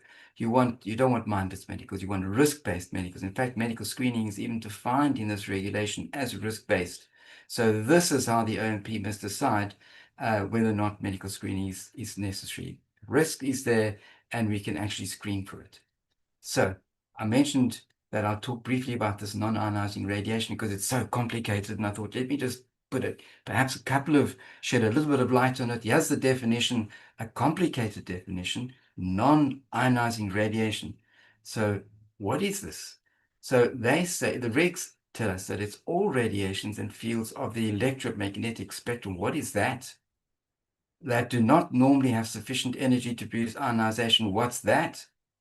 And in matter, and includes optical radiation and the electromagnetic field. What is that? So we know the optical radiations refer to this part of the electromagnetic spectrum. What does that mean? Hopefully I'll shed light on it in a moment. This stands out as slightly different. Garth talked to it, thank you. Thanks, Garth. The EMFs, electromagnetic fields. So these are fields. So this is a kind of radiation in the sense it's a field, but it's not light. It's not anything that sort of progresses in the same way that these waves move. This is a field generated by high levels of electricity in some cases, big motors in factories or in workshops that generate these magnetic fields. And the health impacts there are sometimes controversial. They tend to impair our nerve conduction. They can impair, for example, interfere with a cardiac pacemaker, for example. So I'm going to just mention that and then leave it right there. This image is in the regulation under the explanatory notes, and it starts explaining what's going on up here. So here's non-ionizing radiation, here's ionizing radiation, and there are these sub-elements of ionizing, non-ionizing. But let me share with you this image, which perhaps might shed a bit more light on it. And this is the electromagnetic radiation spectrum that goes from one side to the other. Spectrum, remember, is an outlay, as it were. So what is radiation? It's energy, and it's energy that moves in the form of waves, right? These are waves, you can see them here. And light is the form of radiation that we can see. So here we are. Sunlight is natural light. You can get artificial light in the form of a globe. So illumination that we talk about here, that's typically from artificial lights inside workplaces. So radiation and light, same thing. Sunlight, natural light. Radiation waves occur in nature in the form of various forms, including visible light, and here it is in the middle. And we give names to all these forms, radio, microwave, etc., based upon their frequencies. From lower frequencies down here, which is infrared, microwave, radio. You see, look at this lower frequency, wide wavelength, and then higher frequencies up here. Look at this high frequency, ultraviolet, X-rays, gamma rays. And what's important from a health point of view, colleagues, is that the higher the frequency, the higher the energy it carries. So you can see as you go this from left to right here, you get gamma, X-rays. These are high energy carrying waves, and they cause severe health effects if you're exposed to them long enough and if you're exposed at high intensities. And you move slightly back, ultraviolet, also health effects. So I'll talk about that in a moment. Visible light, much less so. And as you move to infrared, microwave, infrared is what physios use to warm up your muscles if they do physio on you. So we can be exposed to infrared light without causing too much harm. But if we're exposed to infrared in high intensity and for long periods, such as in foundries and molten metal, then you can develop some effects. But generally relatively lesser. Microwaves, so cellular networks have always been debated as to how much damage they can cause to us, neurological impacts and the like. Children may be affected, highly controversial, data not particularly clear, but the point I'm making is that from here, where it's clearly going to cause cancer and other damage to you, this side here much less so. So lesser energy, less direct health impacts, and so on. So let's look at ultraviolet light, because that's a core theme in these physical agents regs. Well, before I get there, non-ionizing, right? Non-ionizing. So here we are, non-ionizing, which is this left side here. And then as you go cross over to X-rays and gamma rays, you have ionizing. So what is ionizing?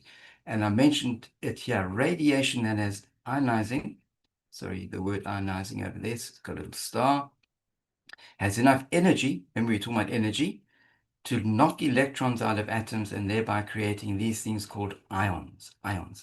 They're basically highly charged particles. So yeah, this X-ray matter goes into our body and it knocks electrons out of atoms, generate ions, and these ions inside our cells and inside our body can damage the cellular material, including our DNA. And that's the important thing. Damages DNA and therefore causing cancer, affecting fertility, and even damage the fetus. So you do not want to have an X-ray if you are pregnant. So that is what's happening on this end, ionizing. So that's out of scope for these regs. The regs are everything in blue here, going from right to left. And a lot of it is focused around ultraviolet, and arguably for good reason, because this is where your higher energy non-ionizing radiation happens. Rick, could I come in there just Yes, quickly? please. Yeah. So just so everybody's aware, is that the South African Health Products Regulatory Authority and then also the National Nuclear Regulator, they regulate then ionizing radiation. And so there's this firm divide. And so what's important for people to understand is that this is only including the non-ionizing spectrum. And go for it. Okay, thanks. So exactly, Garth, the blue. And just FYI, Garth mentioned, I saw in his slide, UVA, B, and C. UVA is on the closer to the visible light spectrum, UVC closer to X-rays. So obviously you're going to see escalating energy release on UVA, B, and C. UVA and B you'll find in welding fumes, you find it in sunlight. So if you've got jobs out in the sun, they're going to be exposed to A and V. Because that light reaches the Earth. Fortunately, our stratosphere, the ozone layer, absorbs UVC completely. So UVC doesn't naturally reach us, colleagues. It only gets to us if we generate it artificially, and we do this from time to time. We have this germicidal lights that can be installed inside of HVAC systems. They can be installed independently in health centers to kill germs. This kills germs, which is absolutely brilliant. But it has to be used in a very strict control. Fortunately, the natural UVC doesn't reach us. So I'm going to launch ahead now because, as Garth pointed out, we're running low and it's 11:38 and my presentation hasn't even reached everything yet. So I'm going to go ahead very quickly. So the difference between medical screening and medical surveillance. Medical screening is a medical assessment of a person, all right? And it combines these various tests. Medical screen, this is defined in these regs, different to medical surveillance. Now, medical surveillance is a planned program, right? It's a program on multiple employees across the organization and can be then implemented by an OHP and OMP. So if I were to summarize that, it's a program of medical screening, all right? Medical screening itself is the clinical encounter with individuals that comprises medical tests. And the aim of medical tests under medical screening is to detect abnormal. That's the purpose of it. So that means it's useful for determining fitness to work or identifying an occupational disease. So screening is importantly a clinical encounter with individuals to ascertain fitness to work and ascertain the presence of occupational disease. Medical surveillance, however, is a planned program where you gather all this data. So it's a program of screening, which is these clinical exams, plus the analysis of outcomes data. And this is primarily aimed at preventing occupational disease. And this is how the Mines Health and Safety Act has positioned it as well. So usually surveillance talks to the prevention of occupational disease, and it includes analysis of data, and it includes the entire planned program. Outcome of this may feed back into your risk assessment strategy. So that is the key difference, and both are required now. Garth talked to the vulnerable employees, so let's launch quickly then through these slides. I'm only going to focus on the key messages because there's only time for that. So in sub-regulation 1, it sets the scene for this regulation 8, colleagues. It's saying the employer, all right, must make sure that a documented medical screening program clinically encounters with individuals if the risk assessment says there's a need to do so. All right, so basically Garth made the point where the risks are assessed by the competent person who says, you know what, I think this needs medical screening. Then I would engage the services of an occupational medicine practitioner just to provide opinion. Do we need to progress to medical screening? In addition, especially if there's a vulnerable employee, would that person need to be put under medical surveillance or medical screening? So the employer, that's you guys in the room, make sure that a competent person does the risk assessment, and from that there's a proposed need for medical screening.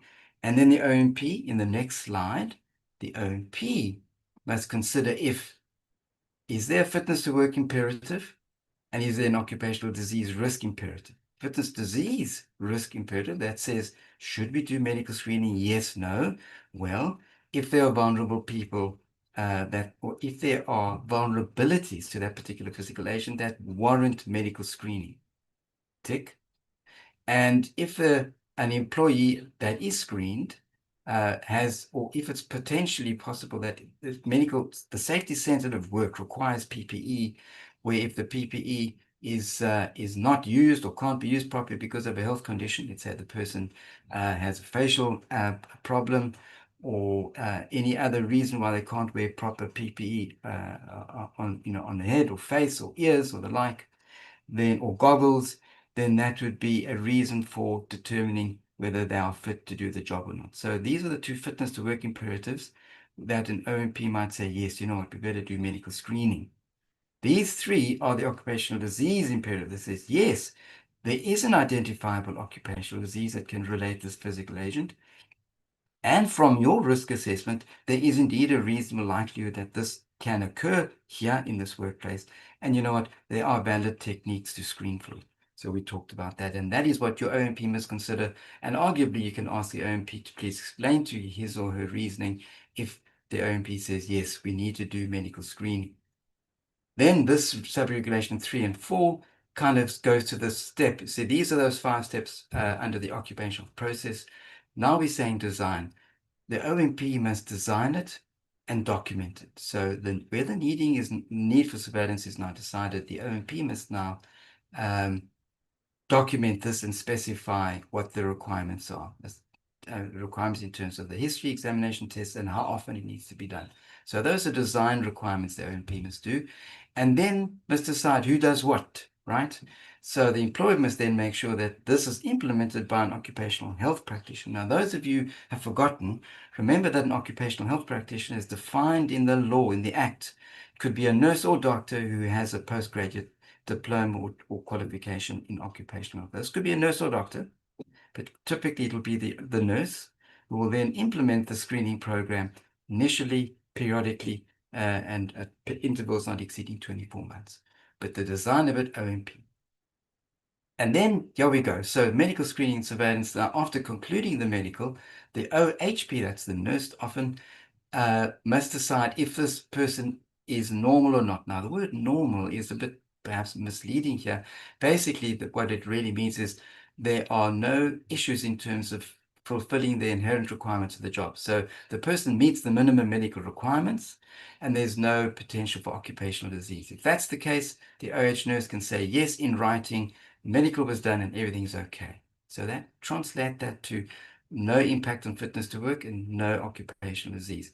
However, if there's an issue, the OHP must then refer this to the occupational medicine practitioner, who then has to decide and then issue a medical certificate of fitness if this happens. All right. Again, here you go. Fitness to work, occupational disease.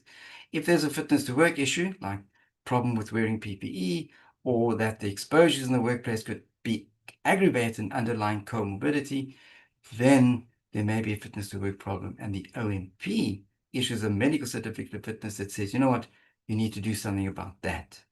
Or identify the presence of an occupational disease, and you need to do something about that. So those are what you need to know about the outcome management of the process of having a medical done, and whether or not a fitness to work issue has arisen or an occupational disease issue has arisen.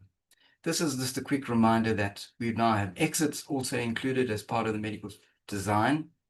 So you have a pre-period and exit, and if there's been a medical in the last 6 months, that stands in as an exit medical. So I'm not going to spend time on that. So again, this thing about the medical certificate, now the regulations are going into more detail, whereas before this was very opaque. So what needs to be in a medical certificate of fitness, right? At least. So what's missing here underneath is who signs it. You want to see, colleagues, who has issued this medical certificate of fitness, because remember, it's supposed to be the OMP. It could be the OHP, the nurse. It could be the OMP, and you need to know who has, because it's going to, if there's an occupational disease being mentioned or there's a fitness to work issue being mentioned, then you want to see the OMP signature. Now, this restriction condition, what is that? That's also important. A restriction is something that relates to the person not being able to do a component of the job. The person's restricted from, say, working at heights, or restricted from working in contact with a particular physical agent, restricted from working in a hot space. Those restrictions are kind of a statement of not fully fit, and therefore accommodation may be needed. So yeah, the accommodation requirements are, these ones are typically to accommodate a kind of restriction, and that is a discussion between yourselves and your OMP, what accommodation requirements would need to be met. Conditions don't require accommodation. There are conditions that say something like person's fit to continue doing this job as long as they're wearing the right PPE, or maybe doubling up on the PPE, or certain conditions like provisos. Proviso, this, they can do the job. Restrictions, no, there's some parts of the job they can't do, and that's important for you to know. So colleagues, look for that. Look for who signed, look for what these provisions are in terms of provisos and restrictions, and what is the period for which those apply, and what is the period for which the certificate of fitness applies. Right, regulations 10 and 11, we're now into outcomes management. Sorry, we're talking about the system. Yeah, we are talking about the system. The OMP, the employer through the OMP must maintain a documented, it's got to be written up, system of medical surveillance. There's a term surveillance now, and it'll explain here what that means, overseen by the OMP. So if you have medical screening, you must have a documented system of medical surveillance. Now, remember, I mentioned what this is about. It's all about the analysis of the screening results over time, and based on that, whether or not there's a need for targeted exposure prevention. So it's looking for the evidence that your controls are not working. So that's surveillance. It's not really a fitness to work issue. It's saying, look at the data of your medical screening and look if there's evidence there that says, you know what, your exposure preventions aren't working. That's the key. And I've talked about this. So this is the last slide. And it really wraps up the regulation 8. This is a fairly obvious one, but it's always worth mentioning. It's actually the employer who needs to make sure that this informed consent is provided for screening. That is supposed to be how it works. I know mostly what you'll say is, please, colleagues in occupational health program, you get the consent. And that's okay, because probably that's the most reasonable way to make it happen. But it's actually the employer who should speak to the employees and say, listen, employees, you need to give consent. And if you don't give consent, then obviously your medical certificate of fitness may not be made available because you couldn't have a medical. In the absence of medical certificate of fitness, how are we supposed to employ you? Last wrap up, which is also brand new. An employee may appeal their finding of an occupational medicine practitioner. And that is kind of directly to the chief inspector in writing within 60 days. It's not spelled out exactly how this should happen, but probably what you'd need to happen is the submission should probably go straight to the office of the chief inspector, should include the details of the applicant who's supplying this, this objection, the details of the certificate that they're not happy about. The ground for the objection would then be vital. And then the chief inspector may call on certain reports from the original OMP or from another independent person. This is described a bit more clearly in the Mines Health and Safety Act, but essentially just remember, submit it in writing within 60 days to the chief inspector. And that's it. I'm going to pause now because we're in the last run And I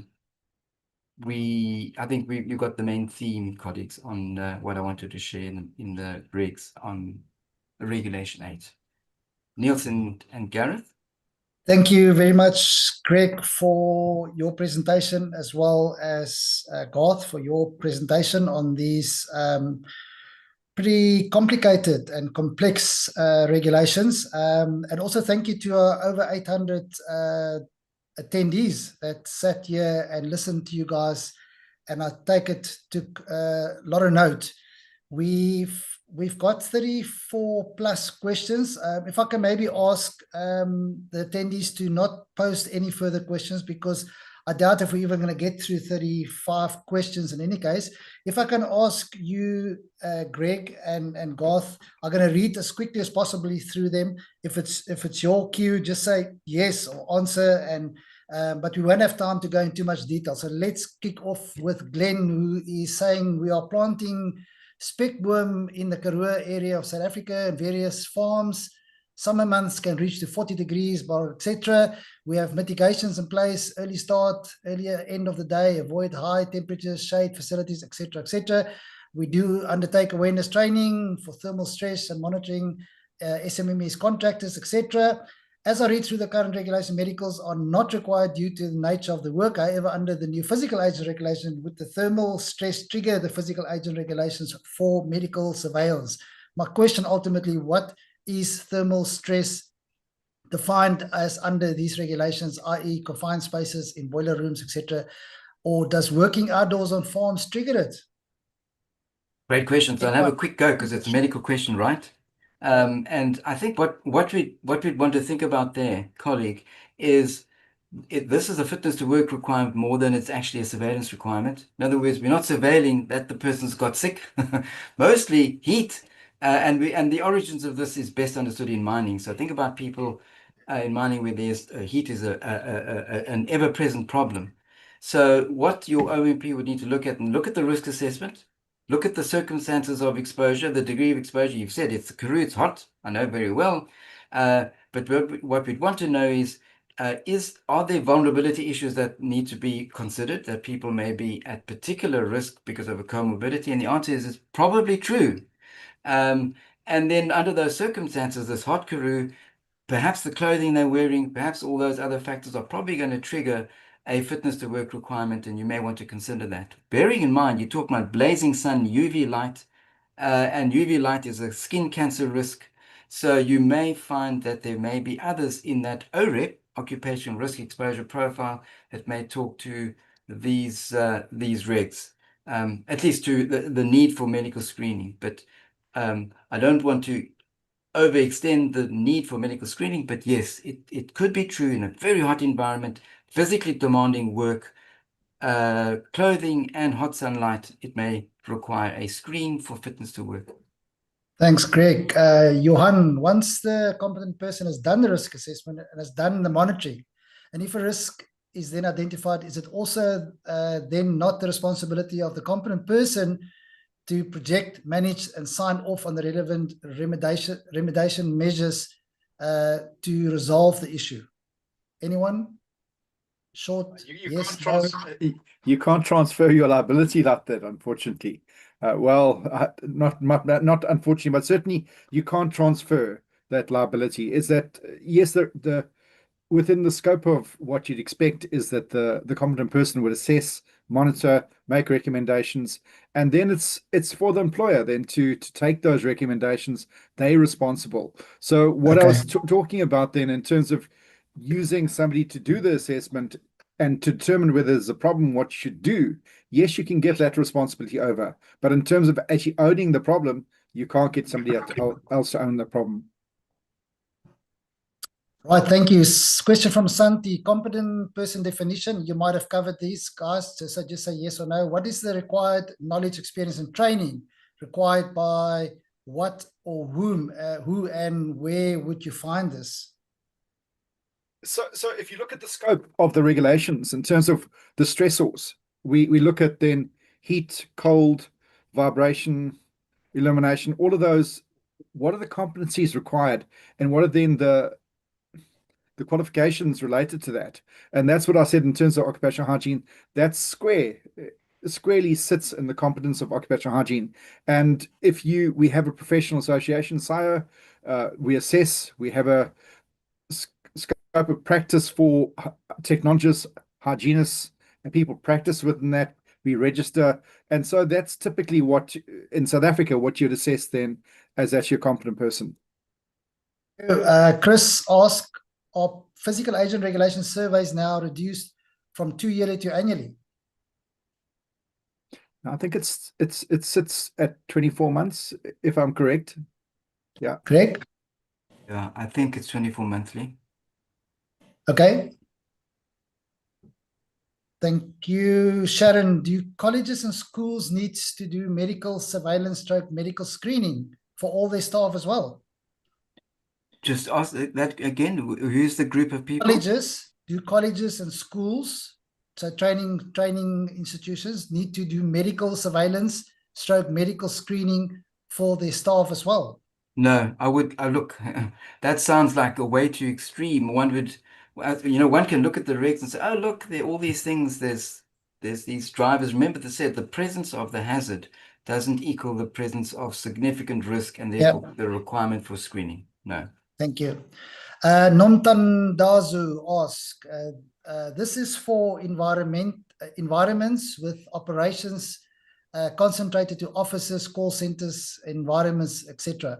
Do medical surveillance need to be conducted to comply with Regulation 8? If yes, what assessment and stresses should be assessed for employees in line with the physical agent regulations?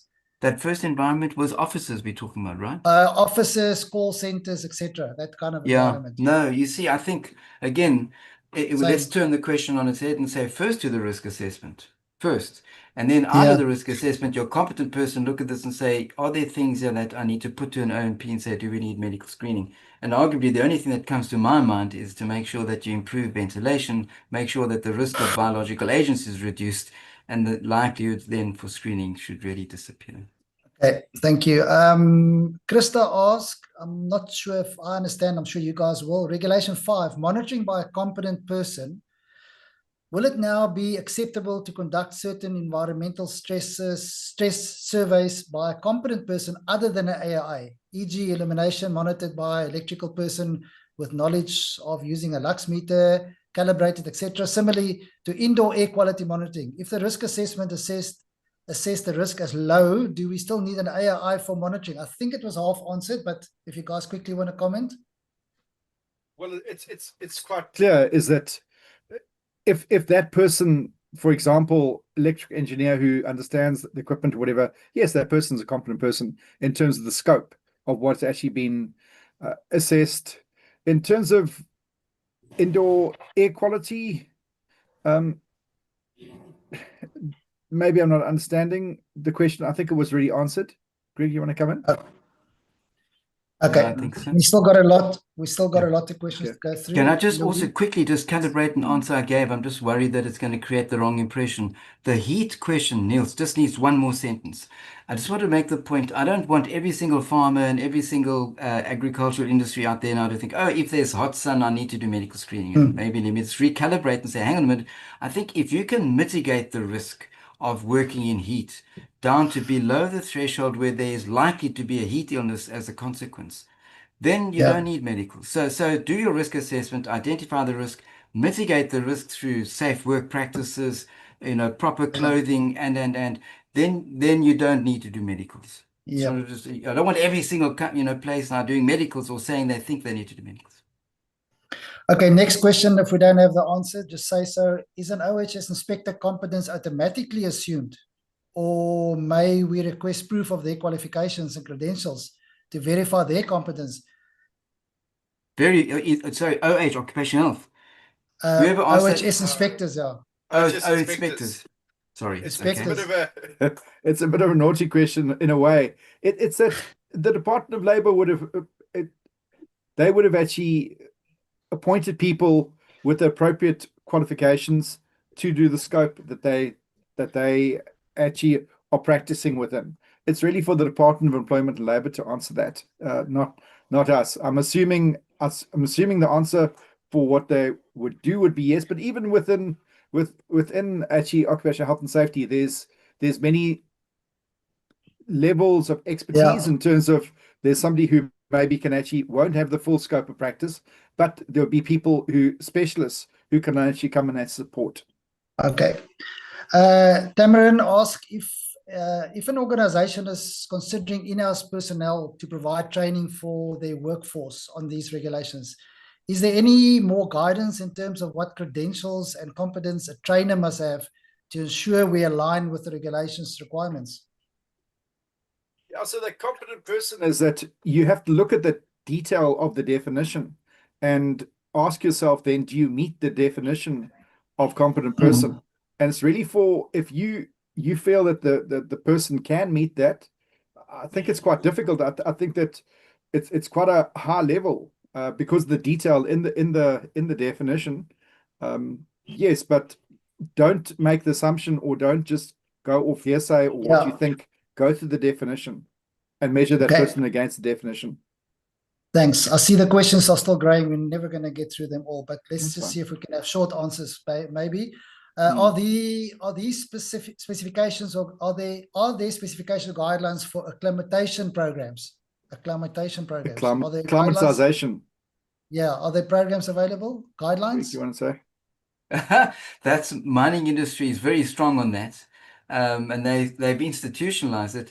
Outside the mining industry, not so much. So I was hoping Garth would step in on that space because I haven't had dealings with acclimatization a long time. Yeah. So I don't have a decent answer, but you could find that information. Short answer. I think the answer for that is that not everything will be provided by the Department of Employment and Labour. You expect it to go and actually look for best practice.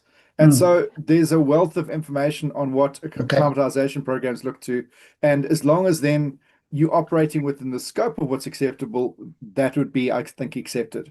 Okay. So Paul says, with regards to heat stress, then the consideration for not only ambient and clothing, but then also the metabolic heat load associated with the type of work added as a risk factor from light to heavy work. Any comment from Greg or Garth on that? I think yes. Yeah, well, that's a quick, good yes. Excellent statement. The what they call the work rate is given particular values under the American ACGIH. So work rate very great. Important. Then there's a question from Fazeka. My goodness, Fazeka is our bursary recipient for the last 3 years. Busy completing a 3rd year in occupational health and safety NQF level 6 diploma. So great to have you online. I'm in the aviation industry and have employees working outdoors during rainy seasons and cold temperatures. Is there prescribed PPE or standards that one need to align with when procuring the correct PPE for employees in this environment? I'm sure your manufacturers and suppliers will be able to guide you there, but what your quick answer? Go on. Would agree with you is that you're not going to get everything from the regulations. The regulations give the general requirement. It's up to you to actually go find out then what acceptable practices, and that you don't have to have everything approved. You don't have to, this jacket I'm wearing, is it approved? That leads to going down rabbit holes. Great, thanks. Similar question that we had, would internal training for physical agents regulations and noise regulations by a competent person has an accredited qualification meet the requirements? If not, what training would you recommend for an employer to conduct internal training? Well, the first starting point is, do you have a competent person? So if you do have a competent person, then yes, you can do it internally. If you don't, you're going to have to look elsewhere. Okay. Would one require to do medicals for security officers working outside? This is in relation to heat source being the sun, we discussed that, and cold stresses or risk-specific areas may be direct. So quickly, again, I'll reiterate, The risk assessment will vary from security officer to security officer. Some security officers, for example, have to climb on top of trucks to measure content and to see what's going on inside the tank. Some will be exposed to all kinds of hazards, including maybe diesel fumes. So your risk assessment will specify for that particular group of security people. Security is often a forgotten group, by the way. So yeah, indeed, I would say medical screening for security officers for a variety of reasons would be a requirement. Yeah. Yeah, right. Nomtan Dazo, I think we had a question from this person before. With the 500 lux mandatory illuminance, are reasonable accommodation due to the specific employees' medical conditions acceptable to the inspectorate? This essential ensuring health and productivity of the employees. Please advise. Garth, do you make sense of the question? Greg's question. Yes. So it's a matching of the question is essentially if the employers met the illuminance requirements of the law and the employee has a health impairment that still impacts their ability to do the job. And then following that sequence that I proposed, you'd need to decide whether or not that's a fitness to work requirement and if there's a accommodation necessary. So in most workplaces, if the employer has met the requirement and the employee has an impairment that means they can't fulfill the inherent requirements of the job, then reasonable accommodation is the next sequence that follows, and that's described in Schedule 8 of the Labour Relations Act. As the facilitator, I just want to note that we have reached time, but I do also note that we've got close on 700 attendees still online, and I'm going to continue with the questions because this is recorded for those that maybe had to go. For the purpose of them, they will. Yes, Scott. And I saw a question that I'd like to then answer. We're going to get to them. Okay, go for it. No, we're going to continue. We're going to continue because there's 700 people still online, so we're going to continue. Okay, cool. Yeah. Quickly, from Lee, does the scope of application include homes and domestic workers? Every workplace. Oh, yeah, must be. Yeah.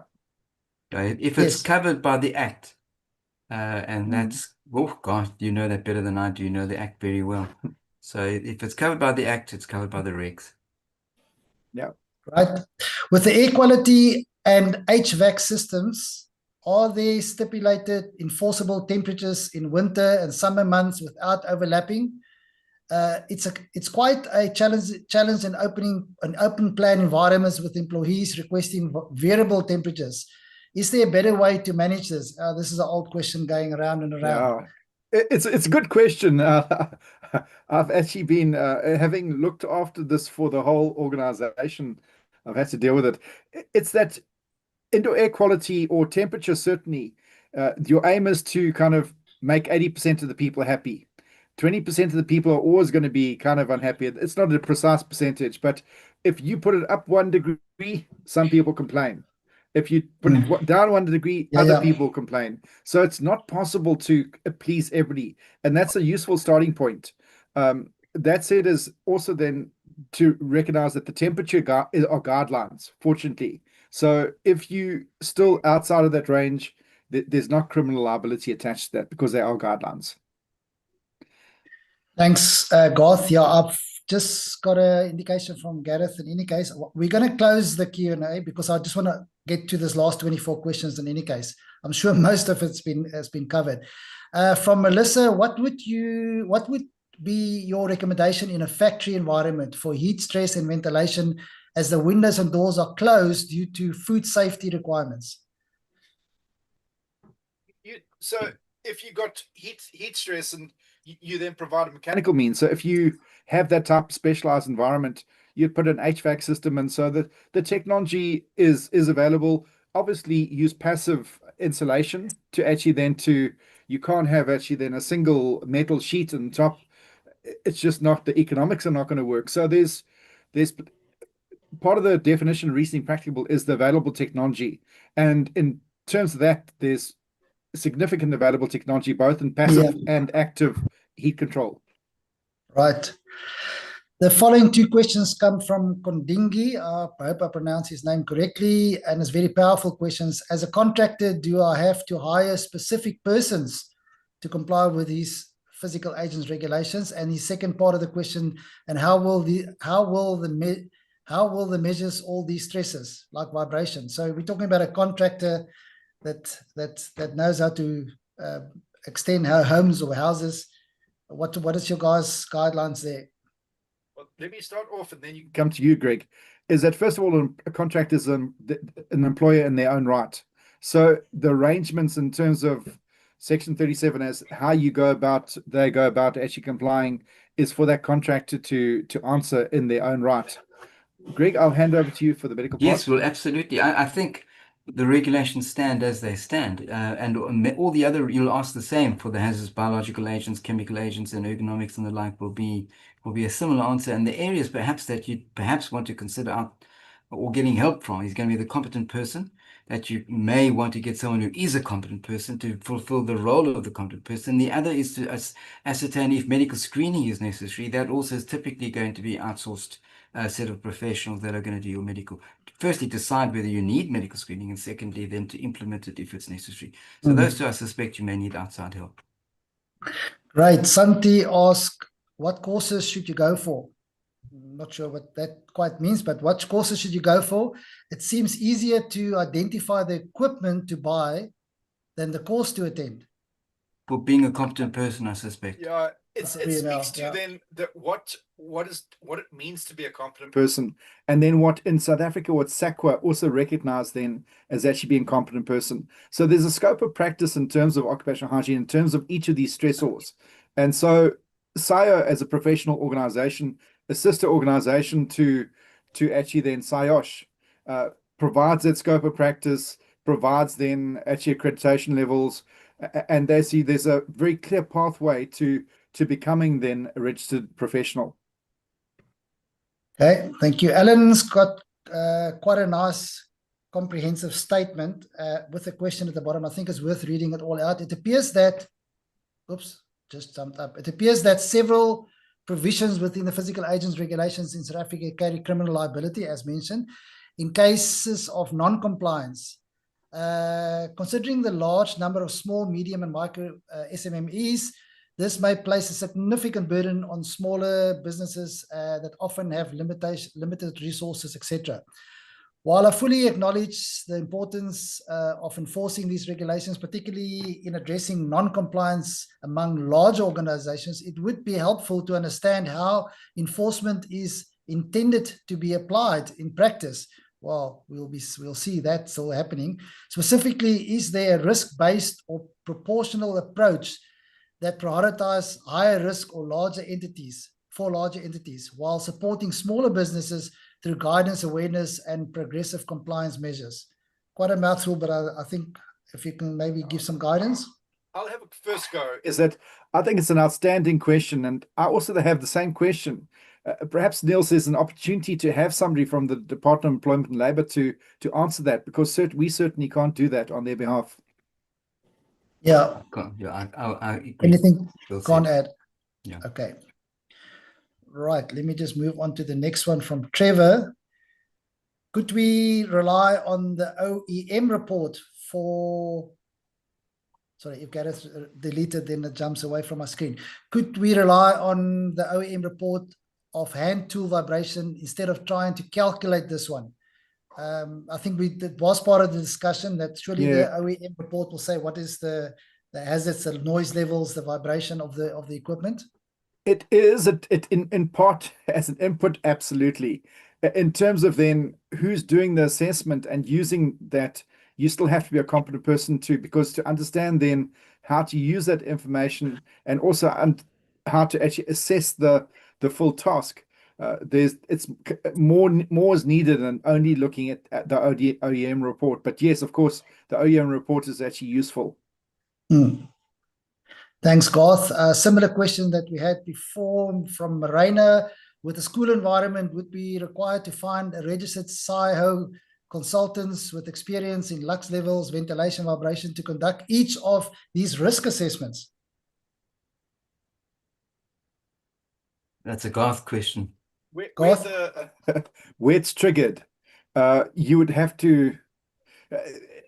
the point was made earlier, and the correcting me, which was right, is that, let's say for illuminance, you can have an electrical engineer. That person has within the scope of practice. They have a lux meter. They know what they're doing.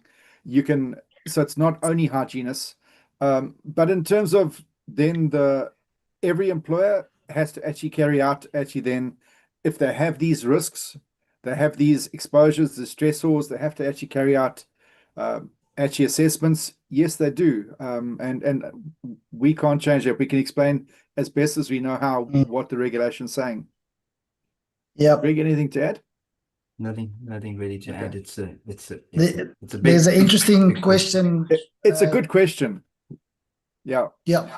Just after the physical agents regulations were promulgated, there was quite an interesting question from one of our members that's posted on the OHS Legal Advice Forum, which I actually sent to Warren at the department, asked, would he mind reply in writing, which he did. So it's very similar to that.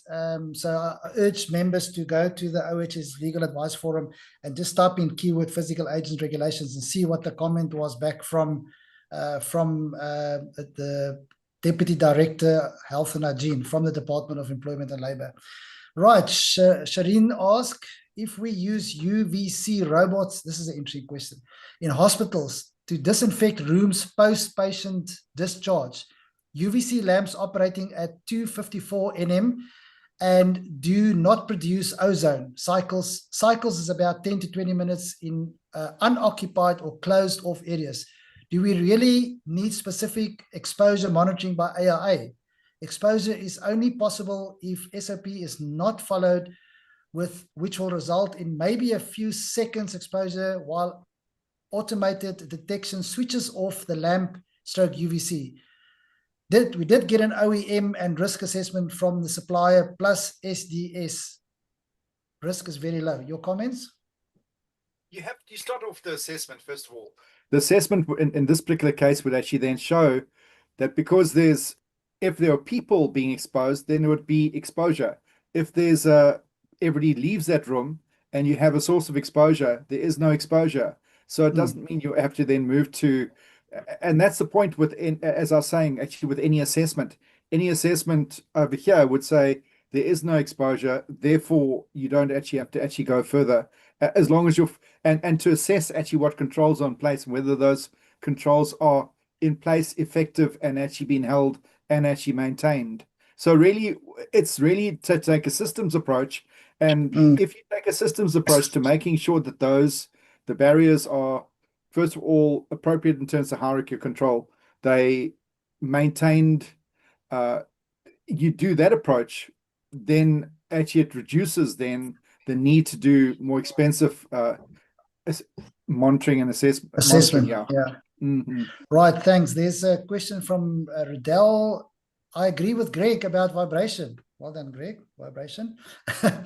As a ROH, I believe that very few hygienists can perform vibration surveys correctly, Garth. Not even talking about the maths that follows the measurements. When you buy a jackhammer, all the information about vibration could be found in the OME's booklet.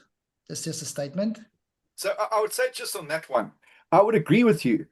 But the point is that the reason why there's not that many hygienists who actually have that level of competence at the moment is there hasn't been that much demand. This then creates demand. What I'm saying in terms of actually the technical expertise in the background to understand actually how to carry out and assess any stressor, to monitor for any stressor. If there's actually then a financial model where people actually are calling for it, hygienists will actually then, they'll scale up and they'll actually then get the expertise, get the equipment. At the moment, yes, the question, the statement, I think would be a fair comment. Okay, thank you. There's a question or a comment from Brett, very interesting. I read this earlier. I think that there may be a negative sign missing from the cold stress OEL, or the value is incorrect. Secondly, the formula for wind chill index seems to be typed incorrectly. I may be incorrect. Have you guys picked up anything? Yeah, I was actually thinking that there has to be maybe an additional 0 on it, or that it maybe should be -10. And I know, just having been involved in regulations drafting, how easy it is to make a mistake. So it's a really good question. Greg? No, I Maybe can't add that to that, yeah. Yeah. maybe that's something that Sash can maybe address to The the department. directorate, department, and ask them Good if they can question. Yeah, thanks for that quiz. Chris Hanekom says in the NER, it specifies that a competent person must conduct the training of employees, clause 4, bracket 7. There is no such equivalent clause in the PAR. I read it. It's a good question. They say it in a roundabout way, but when you look at the detail, it's still, you ultimately need a competent person. Although I think that it could have been written in a way was more explicit. I'd have to go to the exact regulation to actually to read it. Maybe we can answer that one on our forum as well. Chris is very active on our legal advice forum. That's a good question. Right. Can I move on, Garth? Yeah, go for it. I'll find it in the meantime.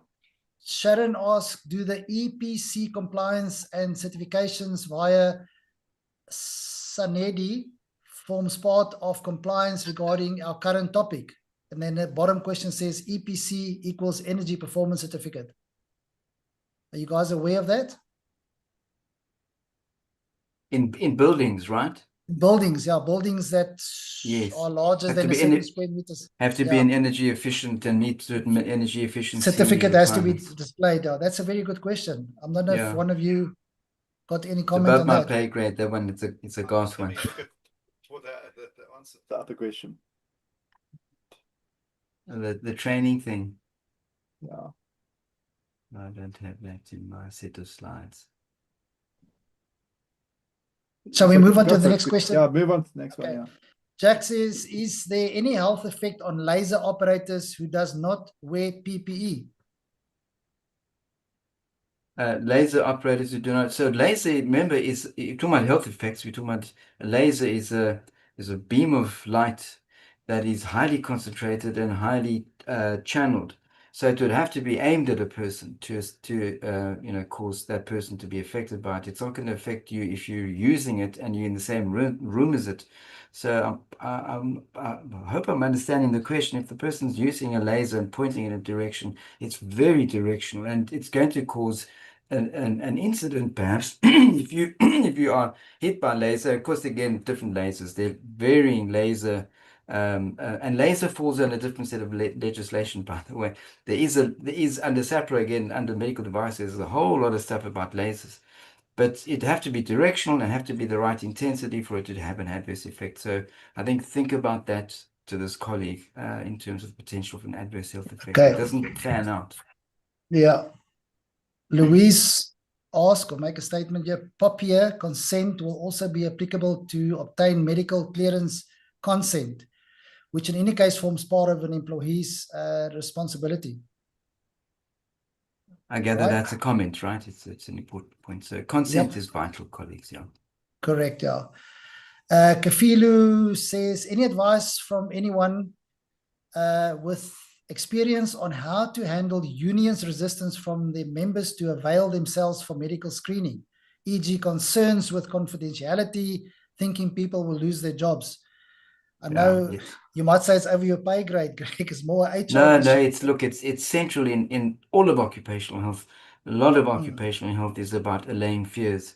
And one of the key things that held back on the medical screening program's inclusion of a medical certificate was union and other representatives concerned that medical certificates of fitness are going to be a channel for getting rid of people in the workplace. So a lot of care went into it, colleagues. So you need to engage with the union, have a proper communication session, and show them that clause about accommodation. It's now included in the regulations that if a person doesn't meet the inherent requirements of the job and there's a fitness issue, there's an obligation first to look for accommodation, and that is a big reassurance perhaps to those concerned people. I think the next question is related to that. I presume, in which way must an employee give consent? Must this be in formal form or verbally? Yes, it's explicit consent and it has to be written. So explicit written consent is required. But nice question. Should be a form they sign. Great. I think similar. Good day, Doctor. Can we put the consent of the medical in the employment contract as a once-off? What you can do is you can say it's a condition of employment for the person to fulfill the inherent requirements of the job. And the only way to establish whether they do meet the inherent requirements of the job would be that they undergo a medical. So say you're a company that employs truck drivers to carry, materials across the country. It's reasonable to say you need to prove that you're medically fit to drive a truck. And therefore it needs, so it's part of that inherent requirements of the job issue, which is specified in the Employment Equity Act. So the Employment Equity Act, which is about this question, is it fair to require a person to have a medical? Employment Equity Act makes provision for that. It says, yes, if there are certain workplace conditions and if there's a law that requires it, then the medical is entirely reasonable, and then it becomes a condition of employment. Okay, great. Will medical screening include eye strains caused by, for example, glare or UV exposure? Yeah, no, I was wondering if someone was going to ask that. So every single workplace has a workplace with glare and other things. I would pose that medical screening under those circumstances, again, we want to be practicable about it. We're not arguing medical screening becomes now a surveillance requirement across the entire country. 100%. You'd want to mitigate the medical glare, and you'd want the glare and mitigate all those things before you say I need medicals. There are some places, laboratories, and places where fine vision may be a necessary part of safe work. So under those circumstances, maybe a medical screen, but just the presence of glare, no. Right. So Susan takes us back to the Karoo and says where workers come from that area and grew up there in that area are acclimatized to the conditions. What is your comment or recommendation on that? Yeah, exactly. You see, that's why I circled back to the point that I thought, let me just quickly clarify.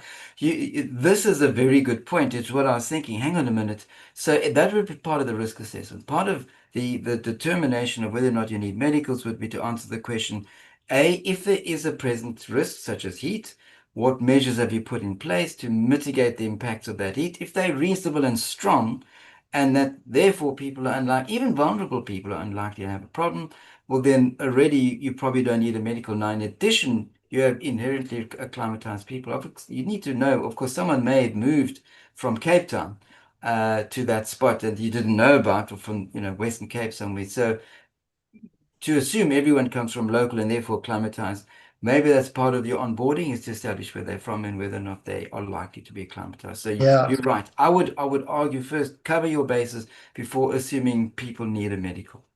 Right. We've got 4 questions to go, so maybe we can only go 30 minutes over. I think that'll be great.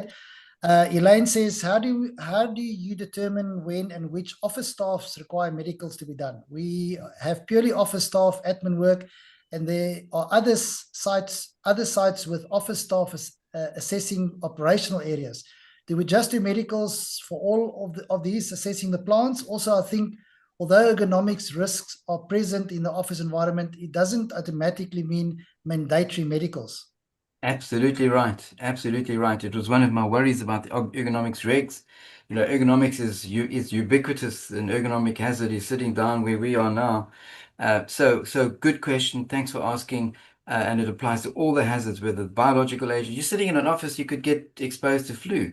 Does that mean you need to get submitted to medical surveillance under the hazardous biological agents regs? No. So there has to be a pragmatism here. Office spaces, generally, I would argue, you really have to have a strong reason to say you need a medical. The point that was made, well, maybe they have offices, their main base, and occasionally you have to go into a plant, and the plant then designates a need for that person to be certified fit. That would need to be considered. But general office work, no. Great, thank you. Then Marinda asked, would an OHP, the company's nurse, be competent to conduct the training required as per the regulations for people exposed? Under the physical agents regs, that would be unusual. So I would propose that they would need to have done some sort of additional training. The occupational health and the nursing profession, those two combined competencies wouldn't necessarily cover physical agents. I would need more than that. Yep.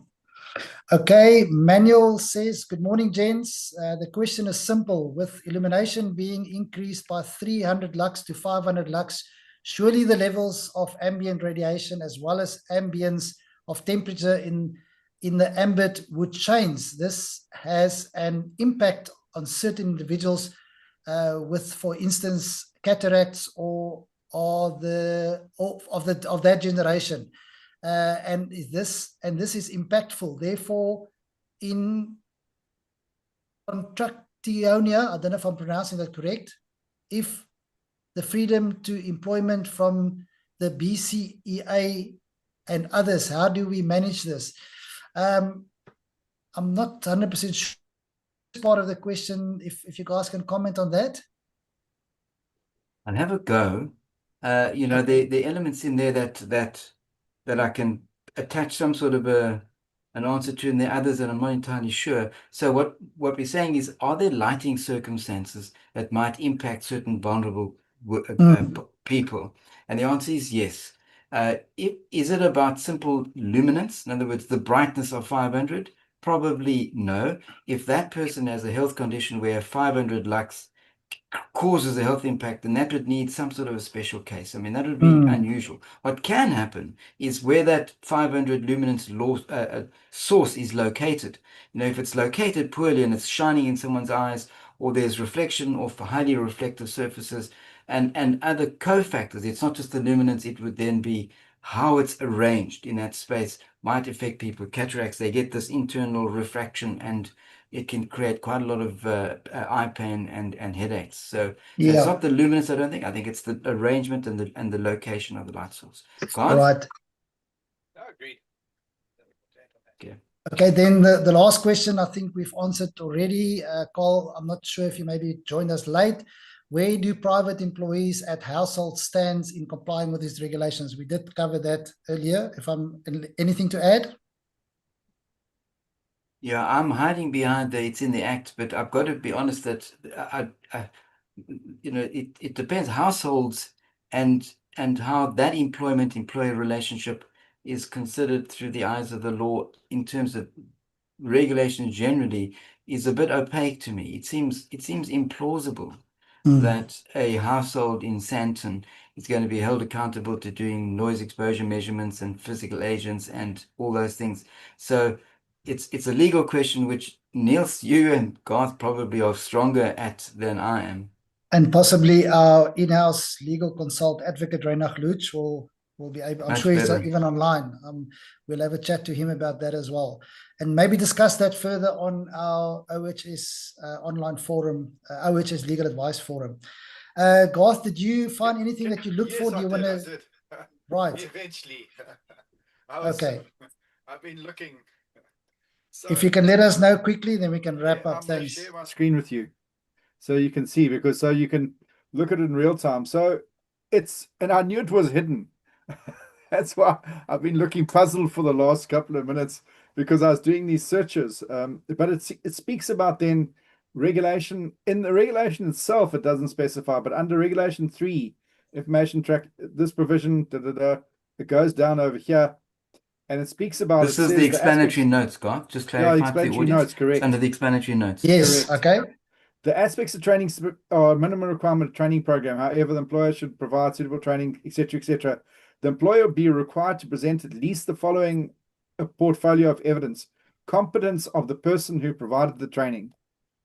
So, I think, in a really roundabout way, that means that you have to be have a competent person. But I take the point that it isn't specifically specified in the regulation, and I think that further deferring or asking actually the Department of Employment and Labour would be helpful in that regard. Thanks, Garth. If you can maybe just the answer. Thank you. If you can maybe just exit your share, sure, and we can do some thanks and round up and close. Garth, Greg, thank you very much for your time and your willingness to come and talk to the SIOS members. As you could see from the registration and attendance, well needed. The nice thing is that this is recorded. It's living now on our YouTube channel. The presentations will be sent to our members as well. This can be used for further going through and for training at work. But for you guys, thank you very much for agreeing to come and talk to us, which is really something which is your speciality. I mean, the word occupational health and safety is so wide, and we've got lots of generalists. And I think this is where SIOS must get credit for, not only if it's physical agents regulations or whether it's construction regulations, we source within our membership. We source specialists like yourself in this case to come and talk to us, and also for your time that you help serving on the technical committees of SIOS, that we generate positive and good comments back to the Department of Employment and Labour. Thank you both to you. Thanks to our 800 plus members that joined us today, and for your very good questions that you've posed. Thanks to Gareth in the back end, our membership and communications manager, that always makes sure that we run a smooth professional webinar. And just a reminder to our members that SIOS did add a 1 CPD point valuation to this, so you can go and claim it. And let's hold thumbs, if we get today or tomorrow a verification from the SACP-CMP, we will email that through to all the attendees today. And just a bit of marketing, our annual conference on the 31st of July in Cape Town. I think the link was shared in the chat, or you can just go to www.sios.co.za. Dr. Greg Q will be one of the guest speakers again, so you can't miss it. He's back by popular demand. Gentlemen, thank you for your time. Members, thank you for your time. Until we bring you a next excellent webinar, be safe. Until next time. Cheers, everyone. Thanks, everyone. Thanks, Niels.